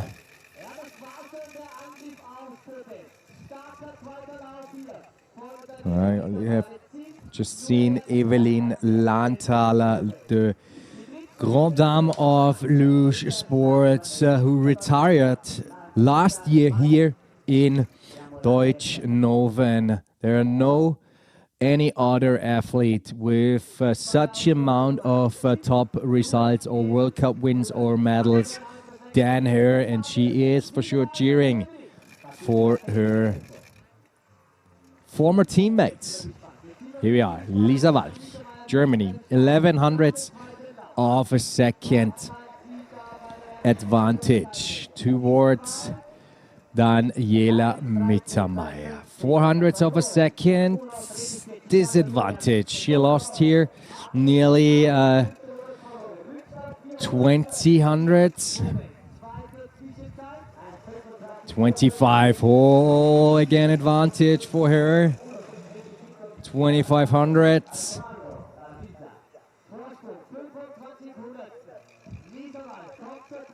There we are, Lisa Walch, third and last intermediate time, 26 hundredths. Oh, that is going to... Ooh, one runner was up there in the soft snow. Let's have a look. Oh, she was able to keep that speed down to the finish area. That just costs her 600 of a second. So right now, Lisa Walch in the top spot, Germany. Aus Durchgang Nummer 1. Da sehen wir doch mal das zwischenzeitliche Podium, Walch, Mittermeier und Stachler. Aber jetzt der Blick nach oben, die zweitschnellste nach dem ersten. And here we are, Jenny Castiglioni, second place after the first run here. Advantage 14 hundredths of a second for the bronze medalist of the World Championships Kutai last year. 1 minute and 13, 800ths of a second. Still in the lead, but lost here nearly half of her advantage. 1 minute 25.81, 27 disadvantage. 27 red here for Jenny Castiglioni. Lisa Walch had a mistake here in that section. Maybe that plays in her cards, in the cards of Jenny Castiglioni. 1 minute 40, 1800ths of a second here. So the fight is on. Better execution here out of that turn, exit turn, coming into the finish area. And here we are. Second place for Jenny Castiglioni, 1800ths of a second.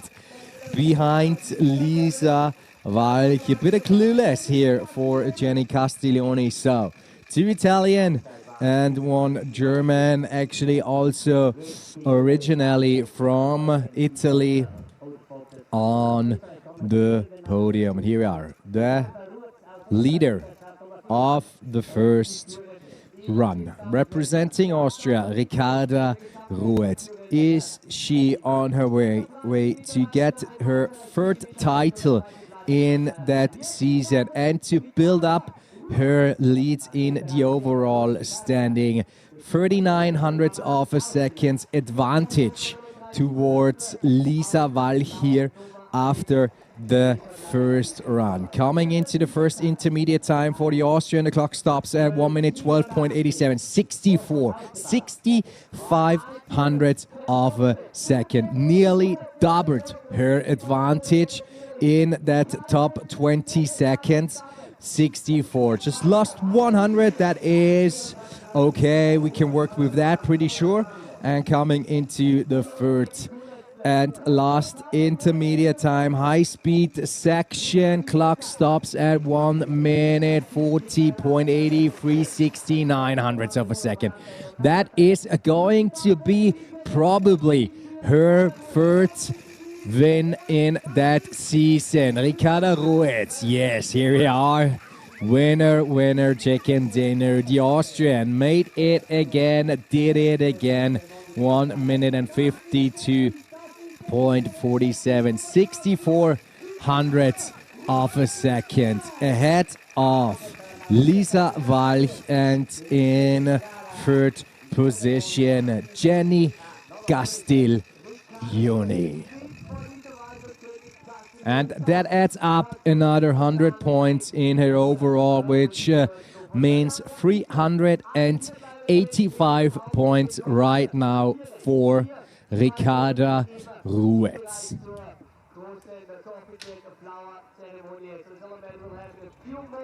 Thomas Kammerlander and Gerhard Kammerlander, the two brothers from the Ötztal, are also highly decorated luge athletes.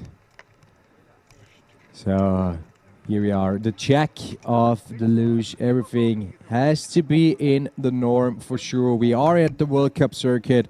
We are in the highly professional sport here with a professional result, with Ricarda Ruetz in first position, Lisa Walch in second position, Jenny Castiglioni in third position, and 1, 2, 3, 4 Austrians and 5 Italians in the top field there at The fourth stop of the FIL World Cup season 2025-2026.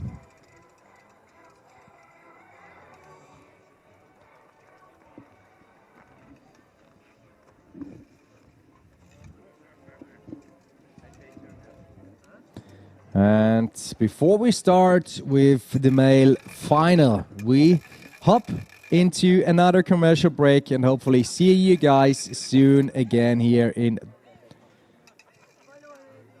Deutschnofen then. But looking onto the spectators one more time.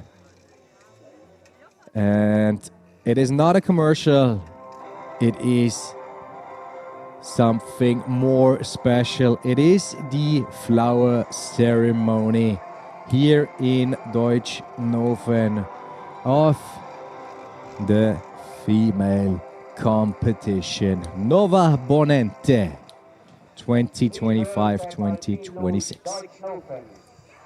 Flower ceremony für die Kategorie Damen EF3 dann trainiert.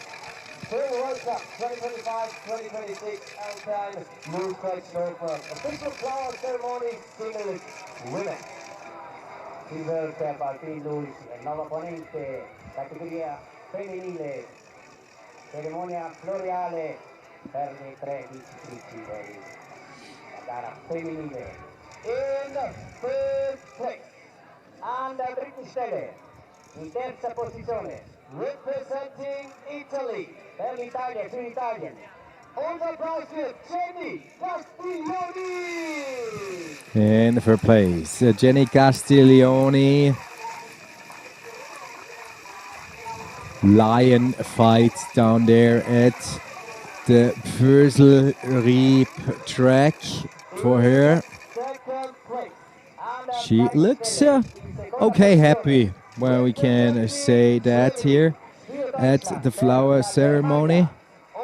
And we're coming to the second place, Germany, Lisa Walk, with an outstanding performance in the lower section, was able to use the momentum out of the high-speed section and secure herself the second place with 20 hundredths of a second ahead of Jenny Castiglioni, and today not beatable.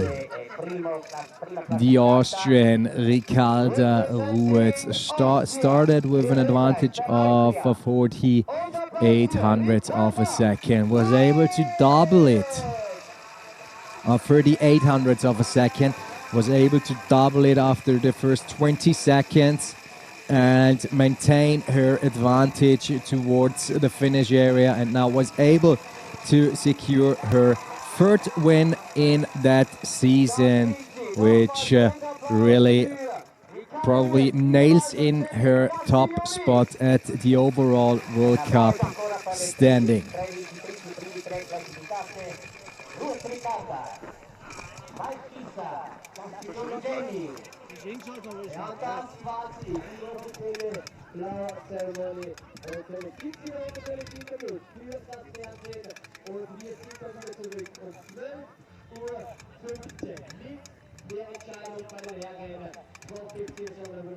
So stepping into the interviews, Andy Castiglioni with Jenny Castiglioni here.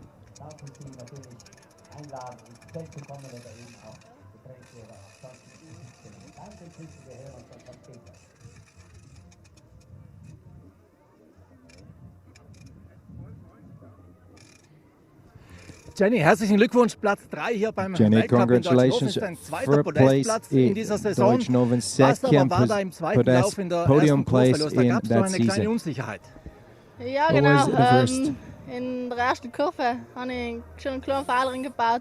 First turn, I had a little mistake, but I did my very best, Jetzt and geht es I'm in more einer than happy Woche for mit the den third place. Europameisterschaften in Laas And in a weiter. week we have Kommt the dir European die Bahn Championship im in Laas. Nationalpark Stilfser Joch entgegen? Ja, also wir waren jetzt ein Is paar Mal am that Trainieren und track in sag ich, the National Park Stilfsejech something for you? But kommt we recht will gut zu try fahren, it, glaub ich. and it is good. Sind allem It's good dabei, aber ich freue mich to auf ride, and Herzlichen I guess Glückwunsch so. und It toi, will toi, be toi. good. Congratulations again, and all the best.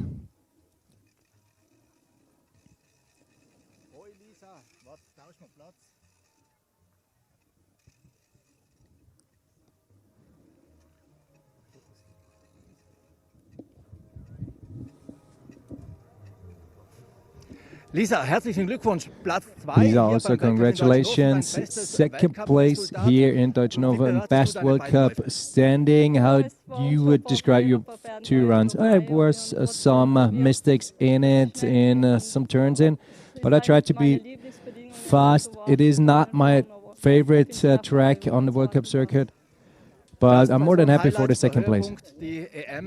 Season highlight, the European Championship in a week. With what feeling, especially with the second place, you go into the European Championships?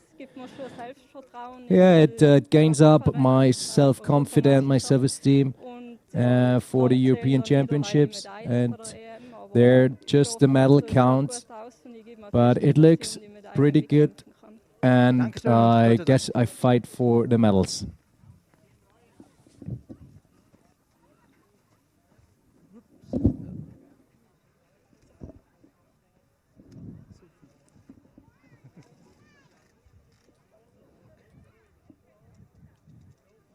Ricarda, herzlichen Glückwunsch. Ricarda, also here, congratulations for World Cup win in that season. With an incredible lead here in that 2 runs. So when you be here in Deutschnofen, you know it's minimal time gaps in the training. I was not that so good, and the setup was not perfect yesterday. I tried everything here today, and it was amazing to win in such a comfortable lead. The cherry on the cake, it is the first win of an Austrian athlete here in Deutschnofen. We knew that Deutschnofen is pretty tricky, and we probably have a little bit of a disadvantage here as Austrian, but I'm more than happy for that. Next week, European Championships. Are you seeing yourself there as the top favorite? No, not would say that to be top favorite. Some people, some contenders in the leading 4, and everybody has the same chance to secure them on the top spots at the European Championships. So that was the interview of the top 3 athletes today in the female category.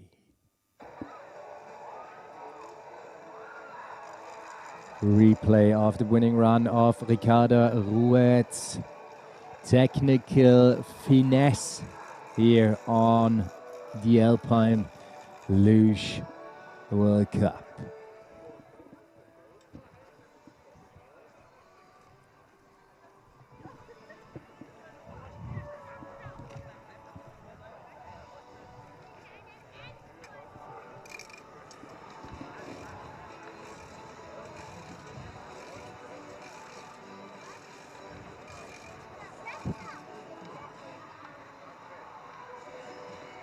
Timing on point.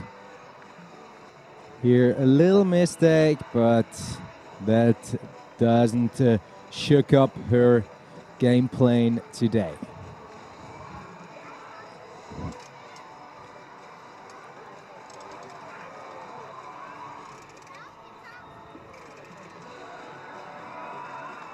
And now it is time for a little commercial break, and we are soon back when it comes to the final decision of the male second run here in Deutschnofen Nova Ponente. See you then.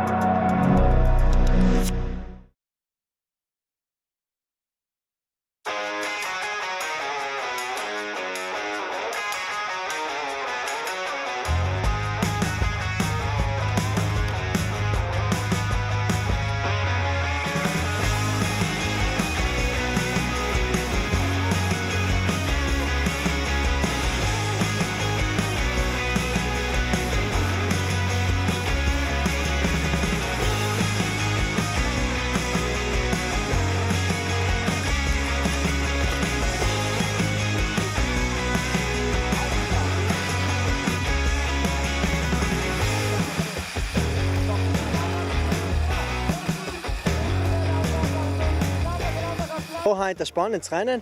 Wir haben für Training auf Rennen eine kleine feine Einstellung gemacht, weil wir denkt, mit Skutscheln wir noch eintippt, Lasa.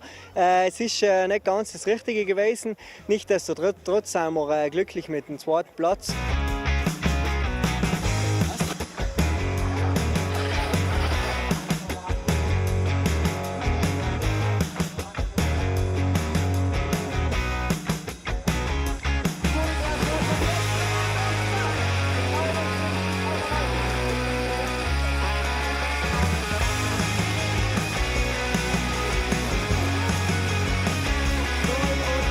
Jetzt sind wir fast 3 Wochen nicht am Schlitten gesessen und dann gleich so zurückgekommen.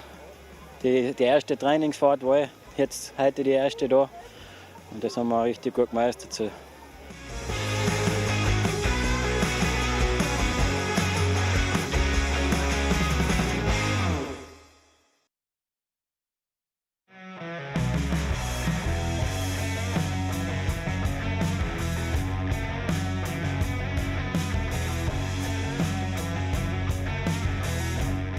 Das Rodelzentrum Winterleithen ist Schauplatz der ersten 2 FIL Alpine Rodel Weltcuprennen in dieser Saison 2025-2026. Die Bahn im steirischen Zirbenland zieht sich mitten durch den Wald und weist eine Länge von 940 Metern auf. Der Start befindet sich auf knapp 1700 Meter und deshalb sind die Bedingungen für den Weltcup-Auftakt sehr gut. Bevor es mit den Rennläufen und dem Saisonstart aber losging, informierte die Projektgruppe Alpin Rodeln unter Leitung des ehemaligen Weltklasse-Rodlers Gerhard Mühlbacher über den Stand der neuesten Entwicklungen. In den letzten Monaten wurde intensiv an der Zukunft der Sportart gearbeitet. Mit der Namensänderung auf Alpin Rodeln setzt man auf ein modernes und attraktives Erscheinungsbild. Es geht so weit, dass man sich in Zukunft durchaus mit dem Skifahren auf der Piste messen will und auch kann. Ja, unser Motto ist, der Schnee hat eine neue Spur. Wir schaffen neue Möglichkeiten für Wintersportdestinationen, indem wir einen Sport, der im Dornröschenschlaf ist, ins Rampenlicht setzen. Und dafür haben wir die Alpinrodel entwickelt. Die Alpinrodel ist ein Meilenstein in der Technologie, vergleichbar wie der Carving-Ski im Winter bei den Skifahrern war. Und damit schaffen wir es eben, dass wir die Rodel von herkömmlichen Rodelbahnen wirklich auf andere Destinationen bringen. Dass man über Pisten runterkaufen kann, dass man die Dynamik hat. Und wenn man sich die Rodel anschaut, dann auch noch vergleichbar die Rennrodel, in der wir im Weltcup fahren, mit der Freizeitrodel, in der ich mit meinen Kindern fahre. Man öffnet sich einem breiteren Publikum. Dies wird bei allen Präsentationen ersichtlich und auch für den Rennsport allgemein sind Änderungen voll im Plan. Wir haben heuer ein hochkarätiges Tessteam, Patrick Bignetter, Evelyn Landahler, Florian Klarer, Peter Breindl, die dieses Produkt und die neuen Formate testen werden. Aus dem raus werden wir im Frühjahr einen Änderungsantrag machen, auch fürs Reglement, auch für den Weltcup. Und das wird dann im Juni entschieden. Es kann ein Ja sein, es kann ein Nein sein. Ja. Ab dem Zeitpunkt gibt es dann wirklich kein Zurück, aber wir rechnen mit keinem Nein. Ja. Und dann wird es so sein, dass es eine Übergangssaison gibt, also 2026, 2027 wollen wir noch mit dem alten Material fahren. Da gibt es noch die gemeinsame Weltmeisterschaft mit der Kunstbahn in Innsbruck auf einer herkömmlichen Eisbahn. Und ab der Saison 2027, 2028 gibt es dann beides. Die Eisbahn, wie wir sie schon kennen, und ein Rennen auf der Piste mit einem Slalom. Auf der einen Seite sind wir schon angehalten, das Projekt zügig voranzutreiben und da die Materialumstellung und das neue Rennformat schnell einzuführen. Allerdings muss man auch fair gegenüber den Sportlern sein, gegenüber den Veranstaltern sein, den Rodelproduzenten sein. Ich glaube, wir haben da mit den einen Jahr Übergangsfrist und der Einführung in der Saison 7/28 einen guten Mittelweg getroffen und jetzt können sich die Leute darauf einstellen und das wird auch gelingen. Es ist ein wohlüberlegter Schritt und dieser Schritt muss geplant sein und dieser Schritt muss auch in der Abfolge so funktionieren, dass wir nichts falsch machen. Also ich glaube, zu schnell sind wir nicht unterwegs, aber wir müssen schon schauen, dass wir es baldmöglichst umsetzen, um auch die Vorteile der neuen Sportart, des neuen Alpinrodelns zu nutzen. Damit zurück zur Gegenwart und dem Auftakt in die neue Saison. Nach dem Abgang vieler arrivierter Sportler nach Ende der vergangenen Saison war man schon gespannt, wer sich in Winterleithen ganz oben positionieren wird. Bei den Damen ist es zum Auftakt ein Dreikampf. Österreich mit Ricarda Ruetz, die Italienerinnen mit gleich 3 Athletinnen in aussichtsreicher Position und Deutschland mit Lisa Walch. Dass gerade die Italienerinnen mannschaftlich sehr stark sind, zeigt, dass sich die vermeintlich stärkste im Team Daniela Mittermeier beim ersten Weltcup nicht für den Finallauf qualifiziert. Im Finale der besten 4 aus dem ersten Lauf legt zunächst Lisa Walch vor. Ein Podestplatz für die deutsche Mannschaft gleich zum Saisonstart rückt sehr nahe, aber wie immer ist alles sehr eng. Es folgt Nina Castiglioni aus dem italienischen Team. Mit einer sauberen Fahrt gelingt ihr die Zwischenbestzeit und sie setzt sich an die Spitze. Bei ihrem allerersten Weltcuprennen ist sie damit bereits fix am Podest. Die Frage ist nur, auf welchem Platz. Zunächst ist Castiglionis Schwester Jenny dran. Die zweitplatzierte Auslauf 1 fährt gut, liegt aber immer leicht zurück. Im Ziel ist sie dann auch 800 langsamer als ihre Schwester. Damit sind alle Blicke auf Ricarda Ruetz gerichtet. Nach einem schnellen ersten Lauf hat die Österreicherin alle Trümpfe in der Hand. Der Vorsprung ist mit 6 Zehntel bereits beträchtlich. Und dieses Mal halten die Nerven. Laufbestzeit auch im Finale bedeutet den ersten Weltcup-Erfolg für die Vize-Weltmeisterin.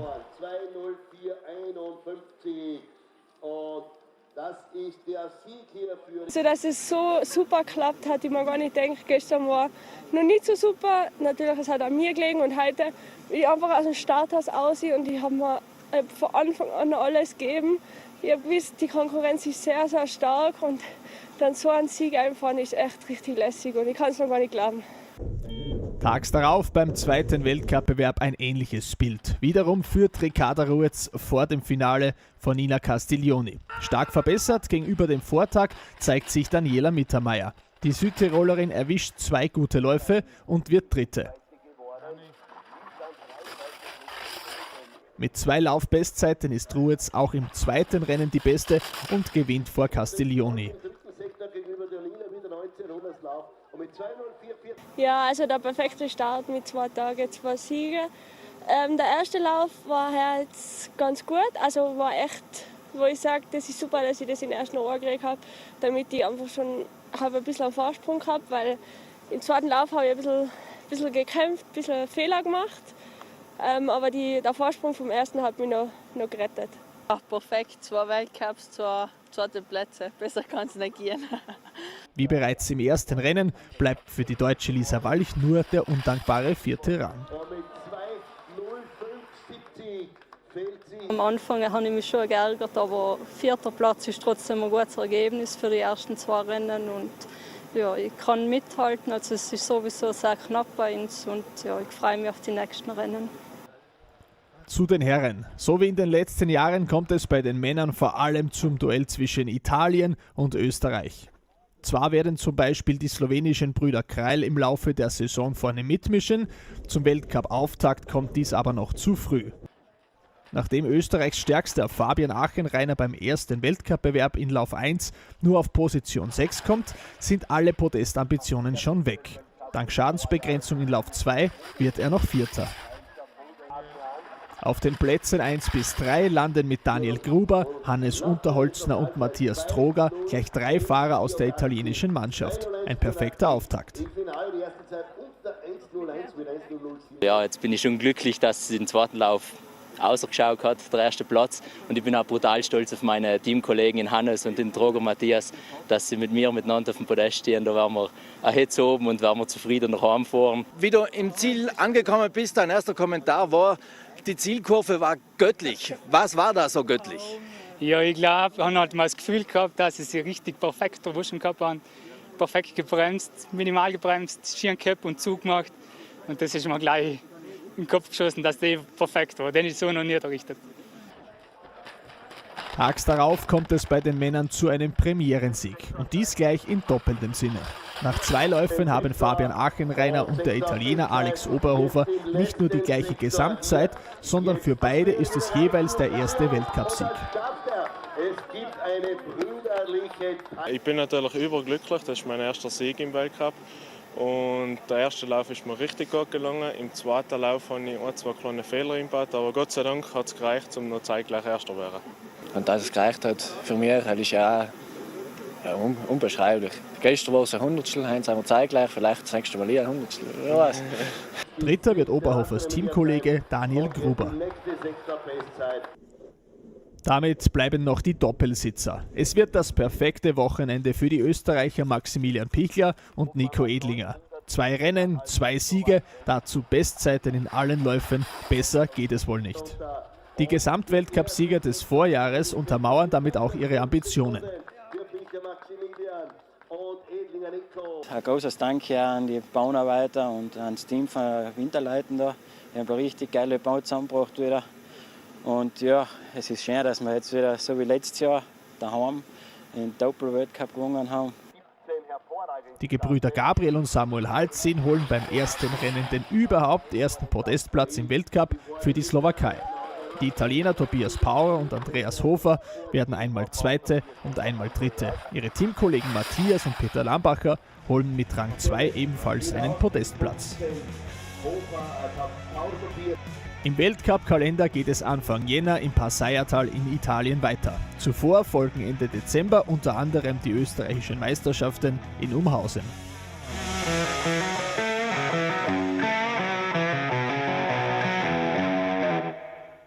Was für ein Finale im FIL-Weltcup der Naturbahnrodler in Deutschnofen. Es war ein Rodelfest der Sonderklasse und damit der gebührende Abschied für die erfolgreichsten Naturbahnrodler der Gegenwart. Zunächst gewinnt Evelyn Landthaler den Einsitzerbewerb der Damen in gewohnter Weise und holt sich neben dem 7. Saisonerfolg auch den Gesamtweltcup. Also ich bin überglücklich. Also es ist wirklich so gut gegangen die letzten Jahre. Ich habe nie keine großen Verletzungen gehabt. Und ja, es ist so ein wunderschöner Abschluss, was ich jetzt noch machen kann vor die ganzen Leute. Danke. Es war wirklich eine wunderschöne Zeit. Zweite wird Lokalmatadorin Daniela Mittermeier und sorgt damit für einen italienischen Doppelerfolg. Bei ihrem letzten Rennen gelingt der Österreicherin Tina Unterberger noch einmal ein Podestplatz. Unterberger wird im Gesamtweltcup hinter Landthaler Zweite vor Mittermeier. Die Deutschnofen haben nochmal alles rausgeholt auf der Bahn. Also bei dem Traumwetter und bei den warmen Bedingungen sind die Bahnbedingungen trotzdem noch sehr fair. Also Hut ab. Und so kann man gerne in die Rodelpension gehen. Dann der Showdown bei den Herren. Auch hier jubeln die Italiener. Florian Clara sorgt mit seinem 4. Saisonerfolg auch für die Entscheidung im Gesamtweltcup. Denn der Österreicher Michael Scheikl belegt in Deutschnofen nur den undankbaren 4. Platz. Ja, das war heute schon im ersten Lauf gewaltig, die valide Zeit gesehen haben.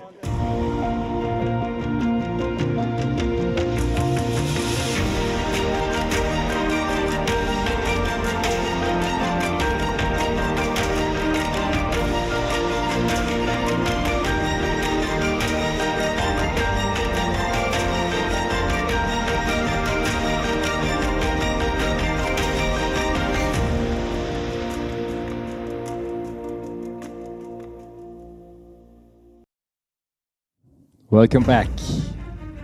The final run here in Deutschnofen, Nova Ponente, FIL Alpine Luge World Cup, the 4th stop in the season, and we are ready for the upcoming race.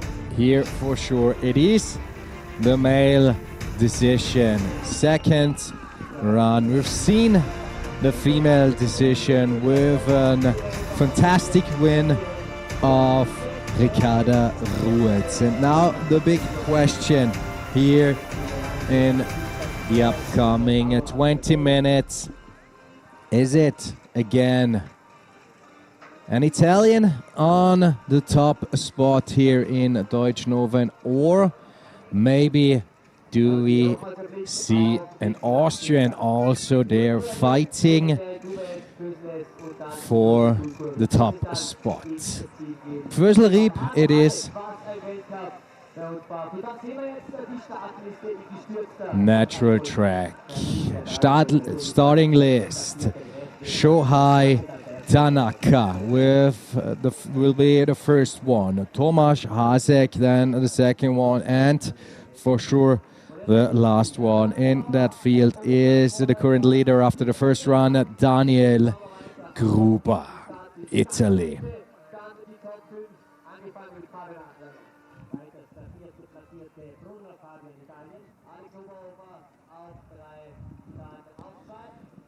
And he is ready. He is ready up in the starting hot Alpine Luge World Cup, Deutschnofen. Representing Switzerland, Golden Boy, Shohei Tanaka.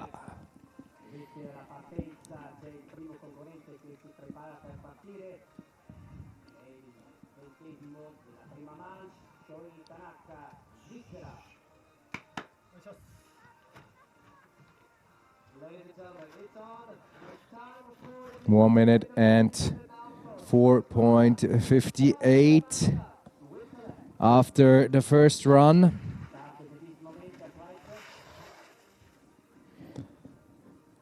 Coming towards the first intermediate time. 1:23.20.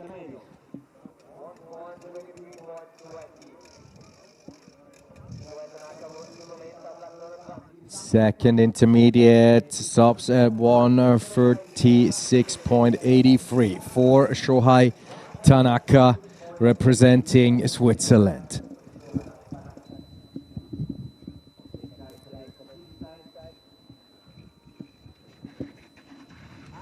Here we are, third and last intermediate time, 1:54.26. Already the finish area in sight. And here we are, 2:07.15 for Shohei Tanaka.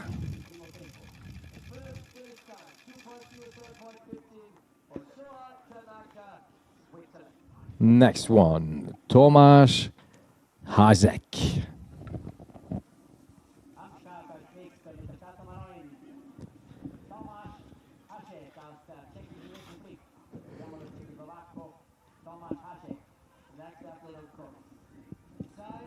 Representing the Czech Republic, advantage of 2 seconds and 92 towards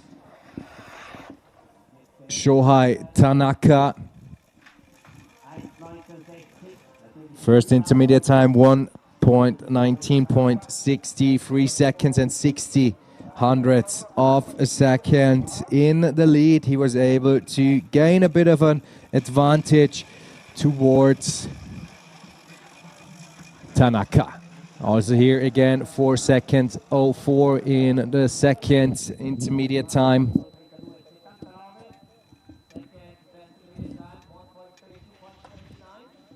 And now 4 second 12. Oh, that was an understeering here, coming straight out into the green, as you want to call that, out of the track. And here it is in the finish area, 1:50.14. 1:06 total time for the second run, and in total 2 minutes and 10 seconds with a huge, like fundamental mistake here by Tomasz Hasek. Up next, waiting on top, Peter Savov, representing Bulgaria.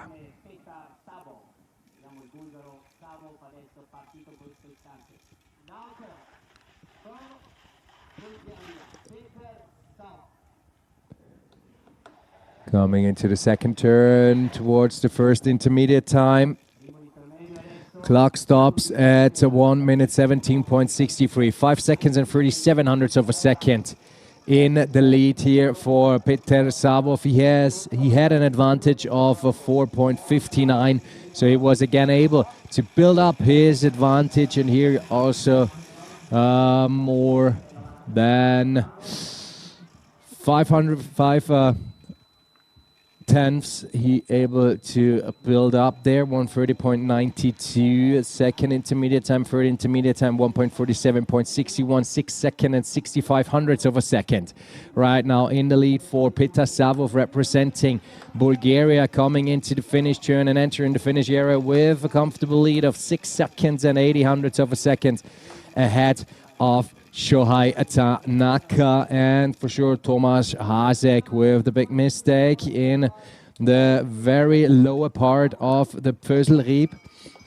And we are stepping up there again into the start area. David Riedl representing the Czech Republic with an advantage of just 47 hundredths of a second towards Peter Savov representing Bulgaria, but David Riedl representing the Czech Republic coming straight into the first intermediate time. Stops at 1:17.06, 77 hundredths of a second.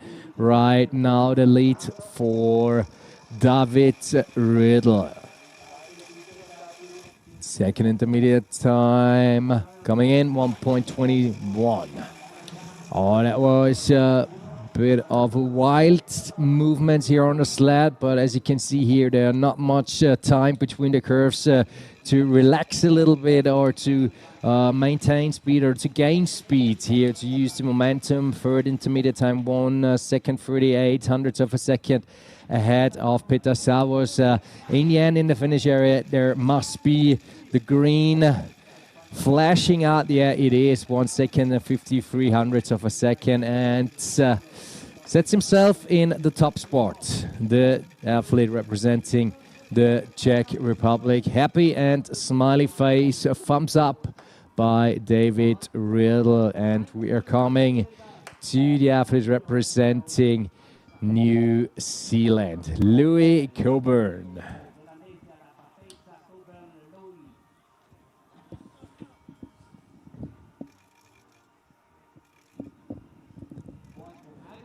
.51 hundredths of a time after the first run. Advantage, just 100 of a second for Louis Coburn towards David Riedl. First intermediate time 1:16.66, 40 hundredths of a second right now ahead. 1:29.22, 49 hundredths of a second. 49 hundredths of a second green for Louis Coburn.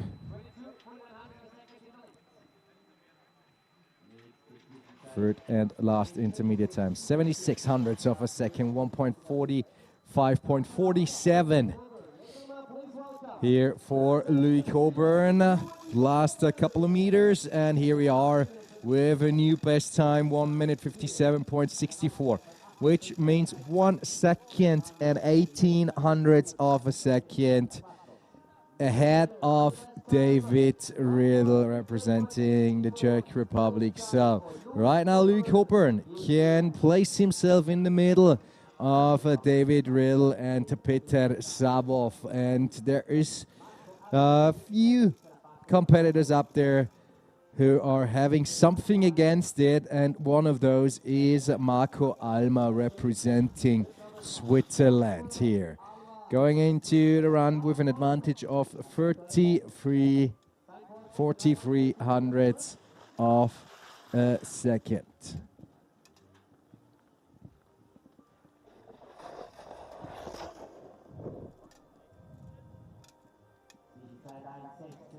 .11 hundredths of a second right now in front.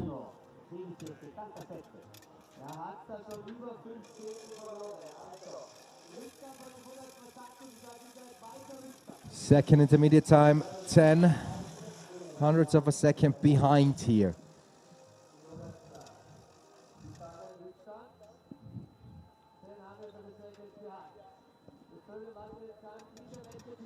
Third intermediate time, 90 hundredths of a second right now. Behind to disadvantage, so the middle section was not perfectly well executed here from Marco Alma, and here we are, 1.45 hundredths of a second disadvantage, which placed himself in third position.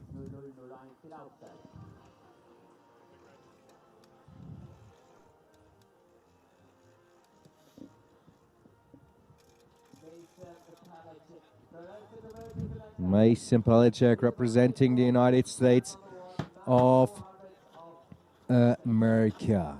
Advantage 94 hundredths of a second towards Louis Coburn. Should be a doable task for Mason Pelicek here, but we have to keep in mind that Louis Coburn had an impressive run here, and Mason Pelicek already lost quite a bit of his advantage in the first 20 seconds of the Pföslriep.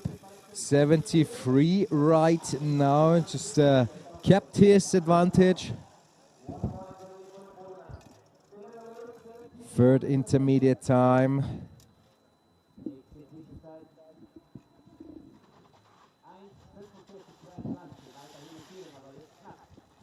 Just 25 hundredths of a second left. 25 hundredths of a second advantage of Mason Pelicek. And here we are, 31. New leader representing the United States of America, Mason Pelicek. Mason Pelicek, 1.67.33, and that means he will be in the middle of the territorium on and we stick with the USA boys and go on with Thomas Matthews. Advantage to his fellow teammate Mason Pelicek, 17 hundredths of a second. 58.93 was his time in the first run, and now he is in the second turn, going towards the third turn and also straight towards the intermediate timing position. First intermediate, 1 minute 15.79, 15 hundredths of a second right now. Advantage lost just 2 hundredths, but everything still fine. I hope 14 hundredths right now his advantage. Again, 100 lost there between those two intermediate times for Thomas Matthew. Also here again some adjustments on the helmet during the high-speed phase, but 65 hundredths of a second advantage here. So everything is totally fine here. He was able to use the momentum and gain a lot of places between him and Mason Pelicek. So new leader representing the United States, Thomas Matthews, with 52 hundredths of a second lead towards Mason Pelicek. And so we have right now 2 athletes from the United States and 1 from New Zealand, and we're waiting for another one, Samuel Halsin, representing Slovakia. 81 hundredths of a second advantage towards Thomas Matthews.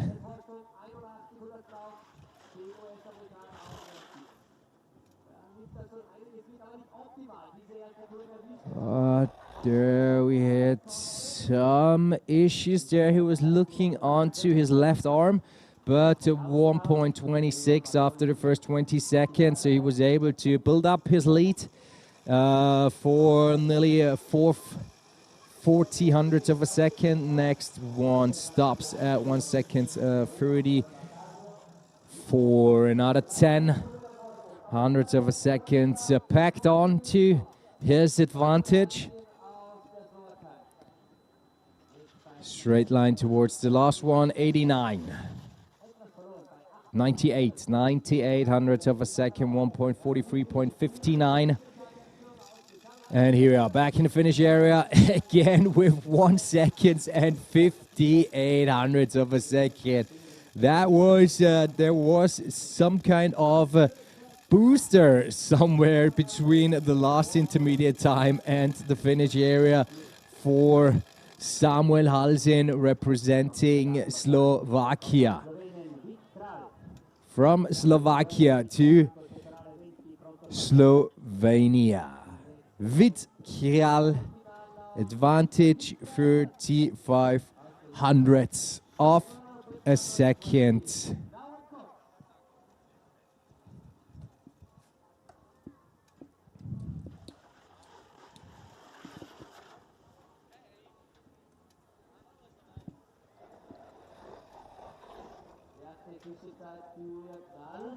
First intermediate time for Kral, 1.14.16, 37 hundredths of a second in the lead. 37, is able to build up just 2 hundredths of a second there. But also looking good. Second intermediate time, 1.26.62, 39 hundredths of a second. Again, 2 hundredths of a second up on the advantage score. And he's on the way to the third and last intermediate time, 1.43.03, 56 hundredths of a second right now. 56 hundredths of a second for Vitkral here coming into the finish area. And here we are. New best time, 47 hundredths of a second ahead of Samuel Halsin. Vitkral, Slovenia, top spot right now.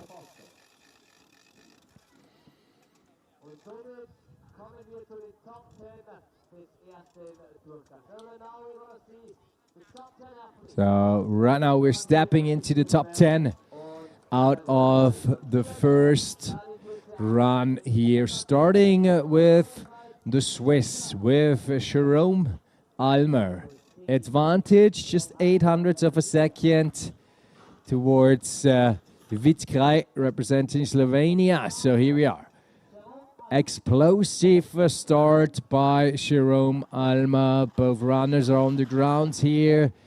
Technically and tactic-wise, perfectly aimed that turn here. First intermediate time, 1.14.49.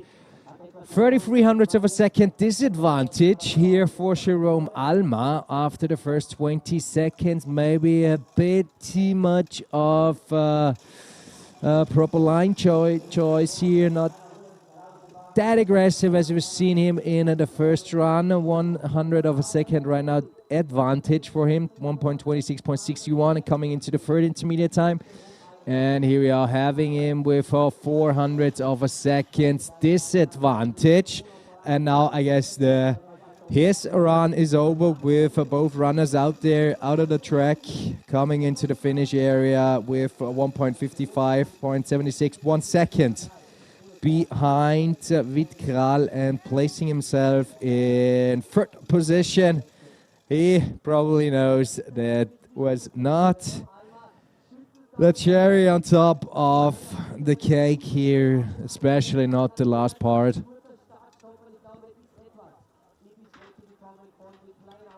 Now we have a little interruption. Race is interrupted because there's something falling on the track due to that creative line choice by Jerome Almer, which means that Shigakal has to wait a little bit longer. And here we are. That's not a long wait. That was not a long wait for Shigakal, representing Slovenia. 11 hundredths of a second advantage for him towards his brother Vitkral, who is currently in the lead. Coming into the first intermediate time, stops at 1:13.97, 19 hundredths of a second right now in the lead. 19 hundredths of a second. Second intermediate time, 1.26.23. 39 hundredths of a second for Shigakal advantage for sure here.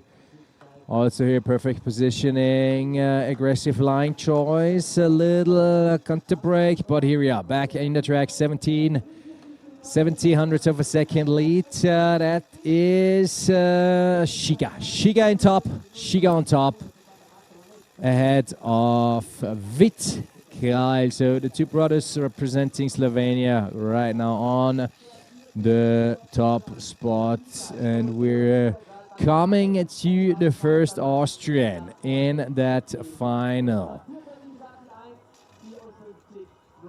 He was in 9th position after the first run, Paulo Auer, with number 17, advantage of just 9 hundredths of a second. So we are.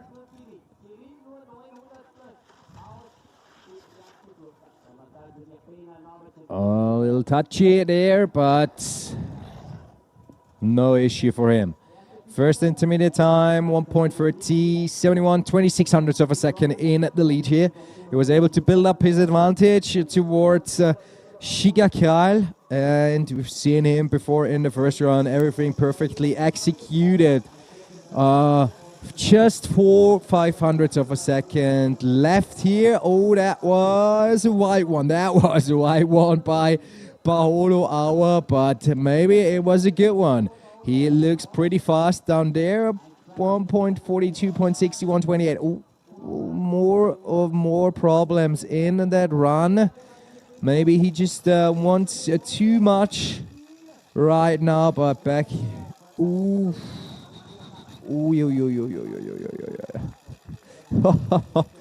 Paulo Auer providing us with some acrobatic moves into the finish area, but places himself in 3rd position with 84 hundredths of a second disadvantage towards Shiga Kralj. Here the replay. That was that looks a bit painful. Hopefully everything is fine there. That leg was a bit twisted, but I guess everything's good. It looks solid.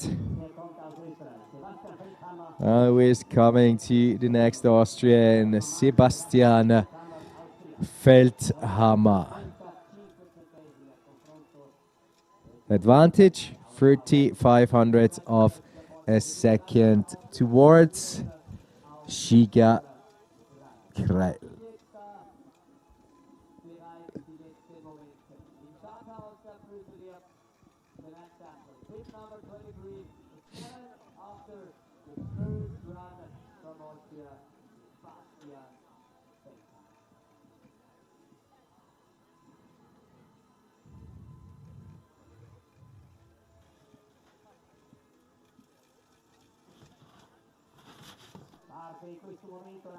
And here we are, Sebastian Feldhammer on course.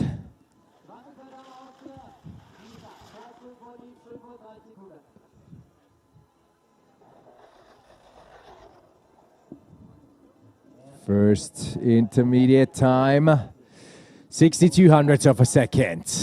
Oh, what a nice replay there.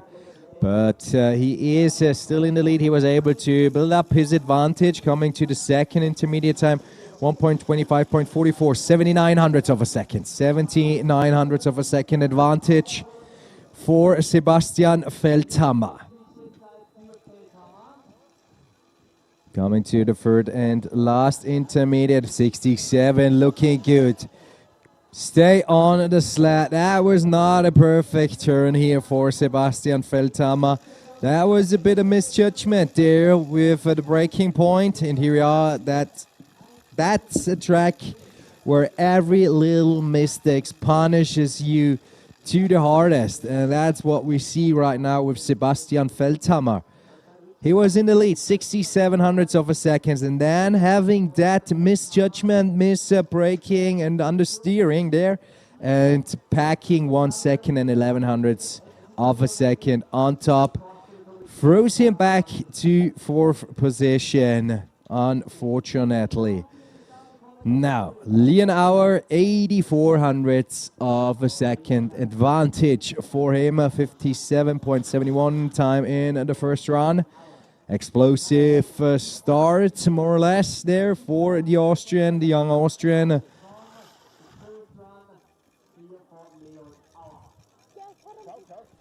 Second run, here we go. First intermediate time, 1.1383. 100 of a second, just lost 100 of a second, so it's pretty much the same there. Fifth was 74, 10 hundredths of a second back. Ooh, also here, a bit of a problem there. There are no hesitations here at the young Austrians, especially at the 2-hour brothers there. Here are just 17 hundredths of a second left. Shigakai was pretty strong in the lower section and just 9 hundredths of a second. Second place for Leon Auer.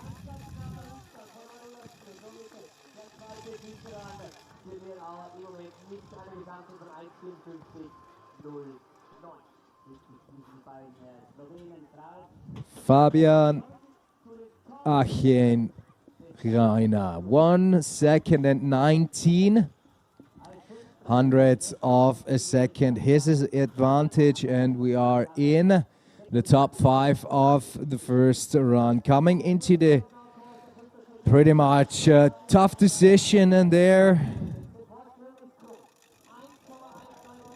1.19 second advantage. Just to remember, first intermediate time 1.49. He is probably trying to open a new chapter there in terms of Alpine Luge and in terms of his competitors. 1.64 hundredths of a second in the lead right now for Fabian Achenreiner, Austria. Here looks a bit more smoother than from the hours before. 1.40, 0.50, 1.83. Also here perfectly fine. Should be a new best time here for sure for Fabian Achenreiner with 2 seconds 01 in the lead. Comfortable gap and pretty solid run.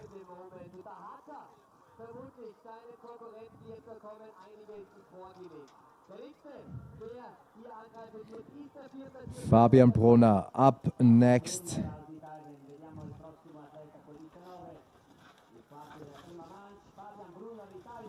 Six hundredths of a second advantage towards Fabian Achenreiner for Fabian Brunner from Italy.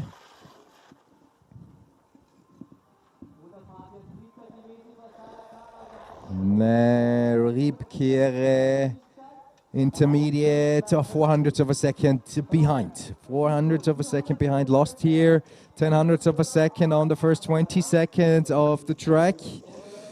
And here coming straight towards the second intermediate time, 13 hundredths of a second. 1.24.71. Fabian Brunner, Italy.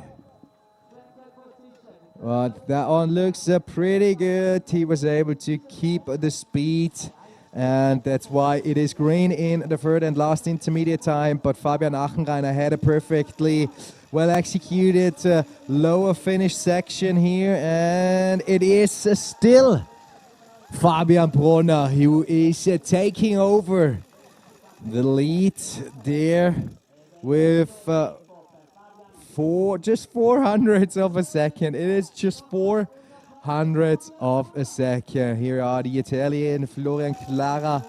And you can see here it is now in the coaching role of the Italian team. Last year retired here in Deutschnofen, and now he is the coach of the Italian, and he coaches Alex Oberhofer, also representing Italy. 14 hundredths of a second advantage.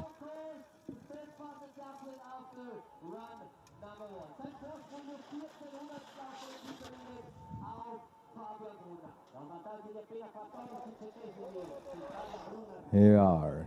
First intermediate time, 1.12.30, 2200ths of a second. Built up his advantage. Oberhofer. Second intermediate time, 3700ths of a second. Also here was able to build up his advantage towards Fabian Brunner, his fellow teammate, his fellow nation buddy from Italy, coming to the third and last intermediate time, 1.40.33. 1200ths of a second, still in the lead, but he lost 20 hundredths of a second between the second and the third intermediate time, coming into the finish area, and it is position 2 for Alex Oberhofer. Oh, that is going to be a heartbeat final. 300ths of a second behind Fabian Brunner and just 100 of a second ahead of Fabian Achenreiner. That's why everybody says the time gaps here, especially here in Nova Ponente, are extremely tight. And up next, Matthias Droger, second place after the first run here. Advantage, 22 hundredths of a second ahead of Fabian Brunner. Here we are. Matthias Droger on course. Second place after first run.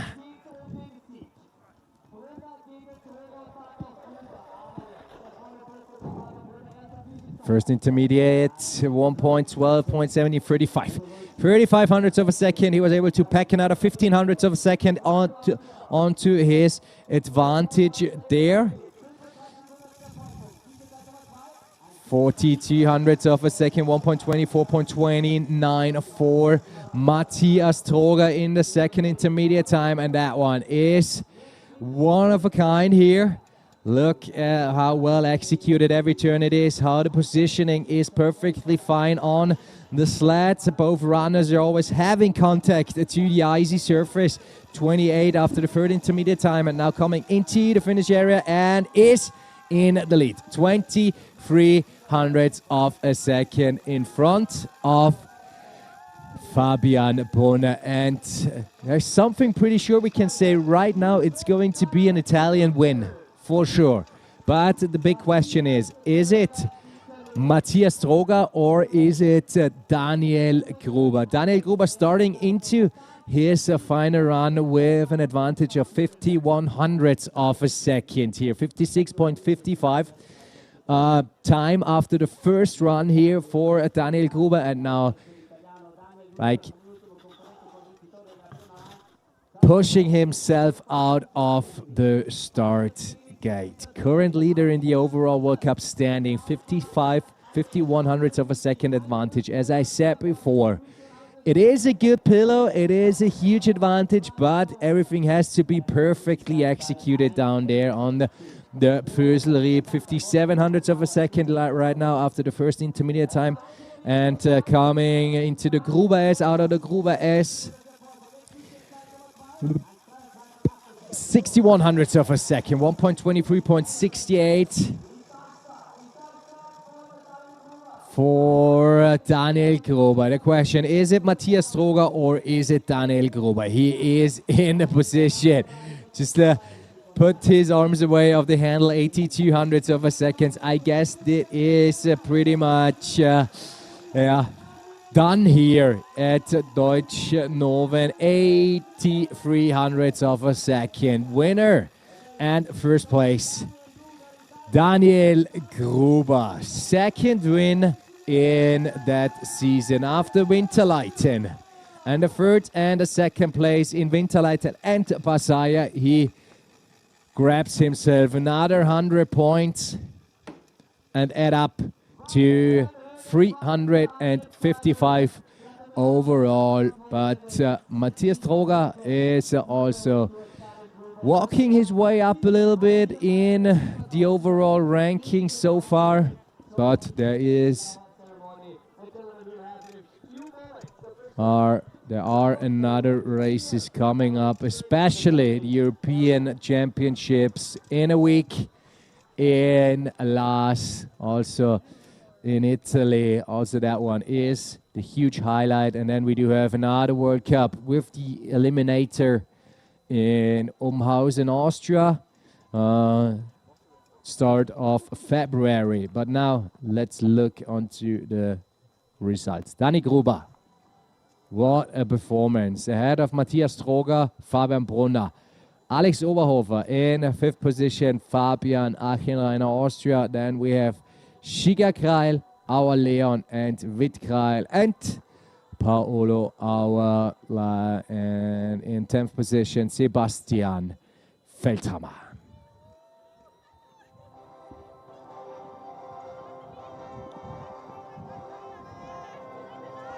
And right now stepping into the official flower ceremony.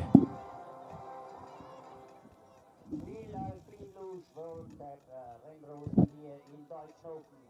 Flower-Zeremonie für die Kategorie Herren-Finale. FIL World Cup 2026-2025 Alpine Luge Deutschnofen. Official flower ceremony singles band. Vielen Alpine Luge Coppa del Mondo Deutschnofen Nova Ponente. Ceremonia floreale, categoria maschile. Ladies and gentlemen, in the first place, an der Drittstelle, al terzo posto, representing Italy, für Italien, per l'Italia. Und Applaus für Fabian Brunner! In third place, Fabian Brunner representing Italy. 1 second and 600ths of a second is disadvantage towards Daniel Gruber. And now second place. Also for Italy, Matthias Stroger. Here we are.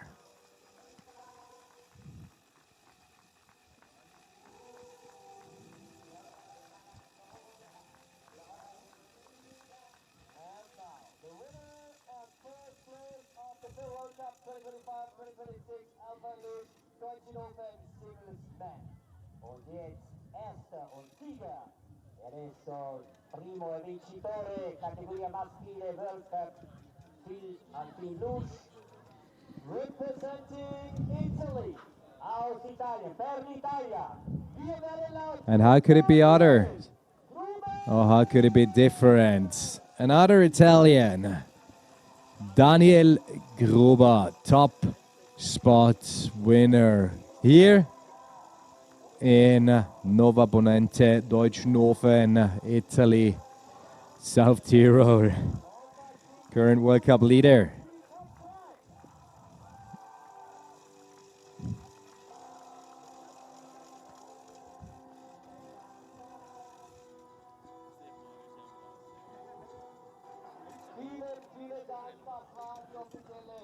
That was the official flower ceremony.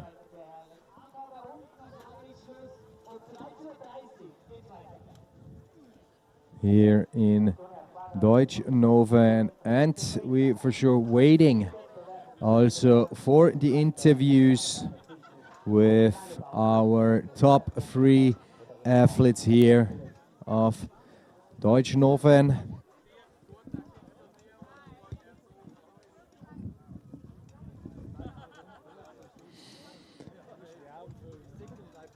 Starting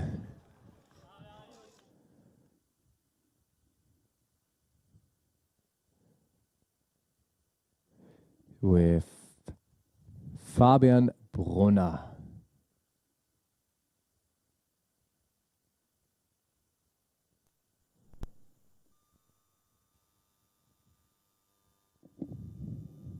Ja, jetzt ist es.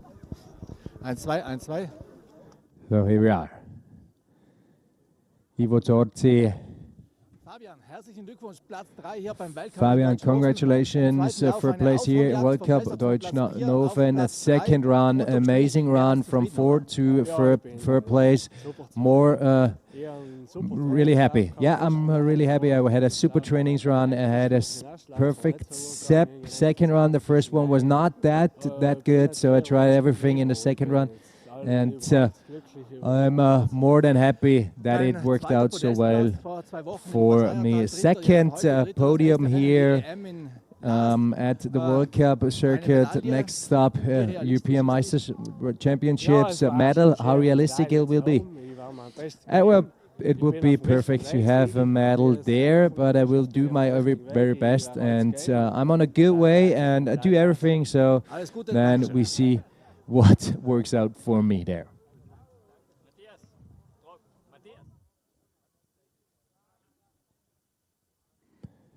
Matthias Troga.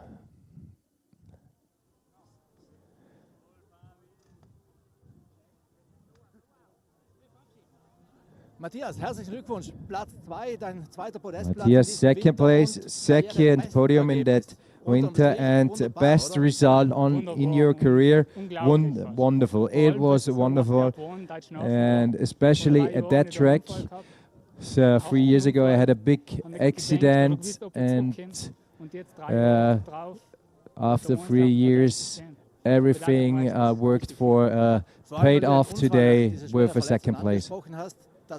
Just talked about your crash here.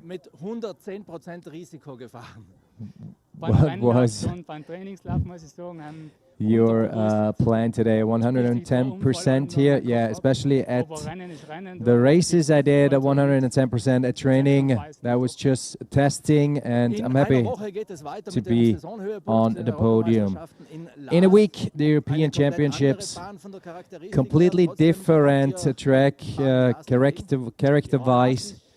And Laas is kind of one of my favorite track, and I'm highly motivated and looking forward to next week.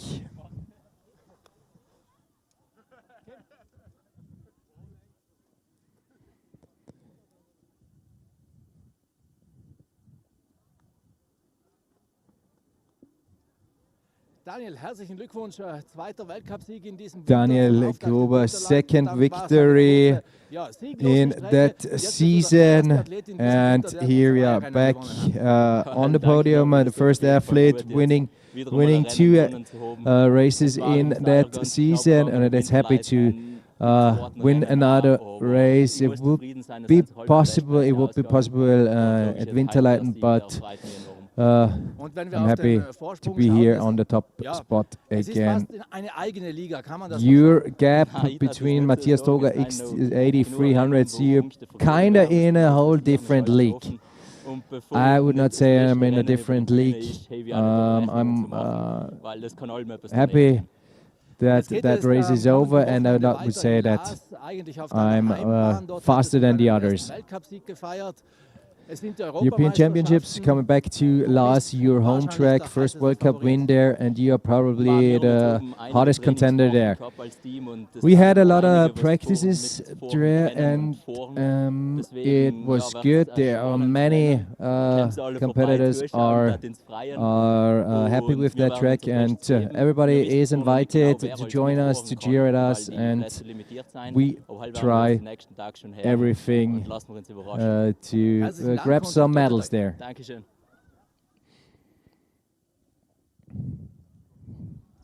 So that was the interviews of the top 3 male athletes, having Daniel Gruber again in the replay.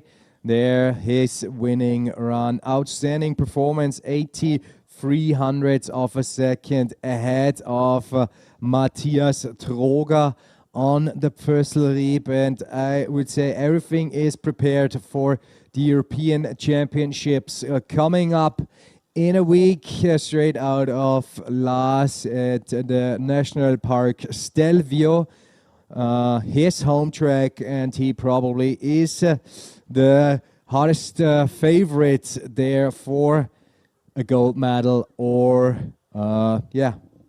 or any other color of the medals, and just enjoyed a little bit that perfect run of Daniel Gruber.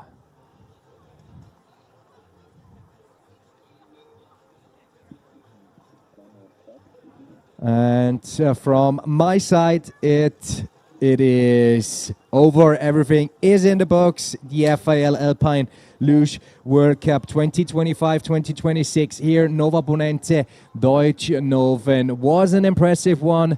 Happy that you streamed in, that you tuned in, that you followed the action here with K19.tv, and hopefully see and hear us very, very soon. Happy Sunday and see you.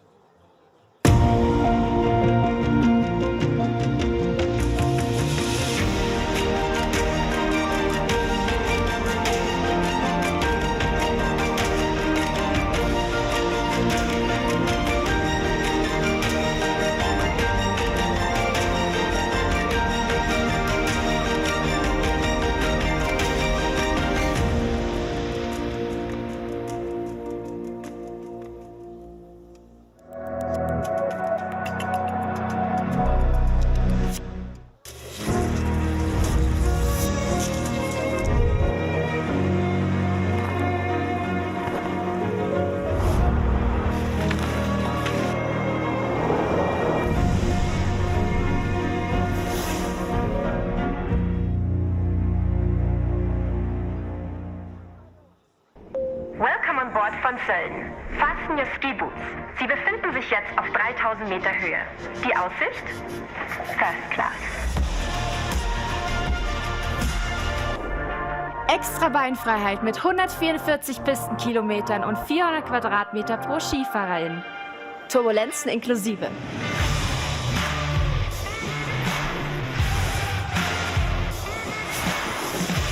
Willkommen in der höchsten Genussklasse 3000 Meter über dem Alltag. Geschüttelt, nicht gerührt.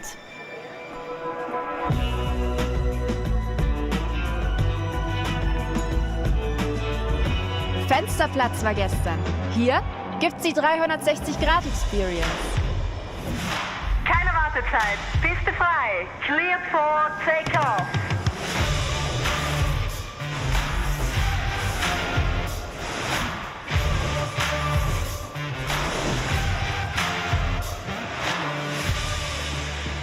Sölden switcht auf Cooldown. Sie dürfen jetzt die Rückenlehne zurückstellen und den Abend in voller Länge genießen.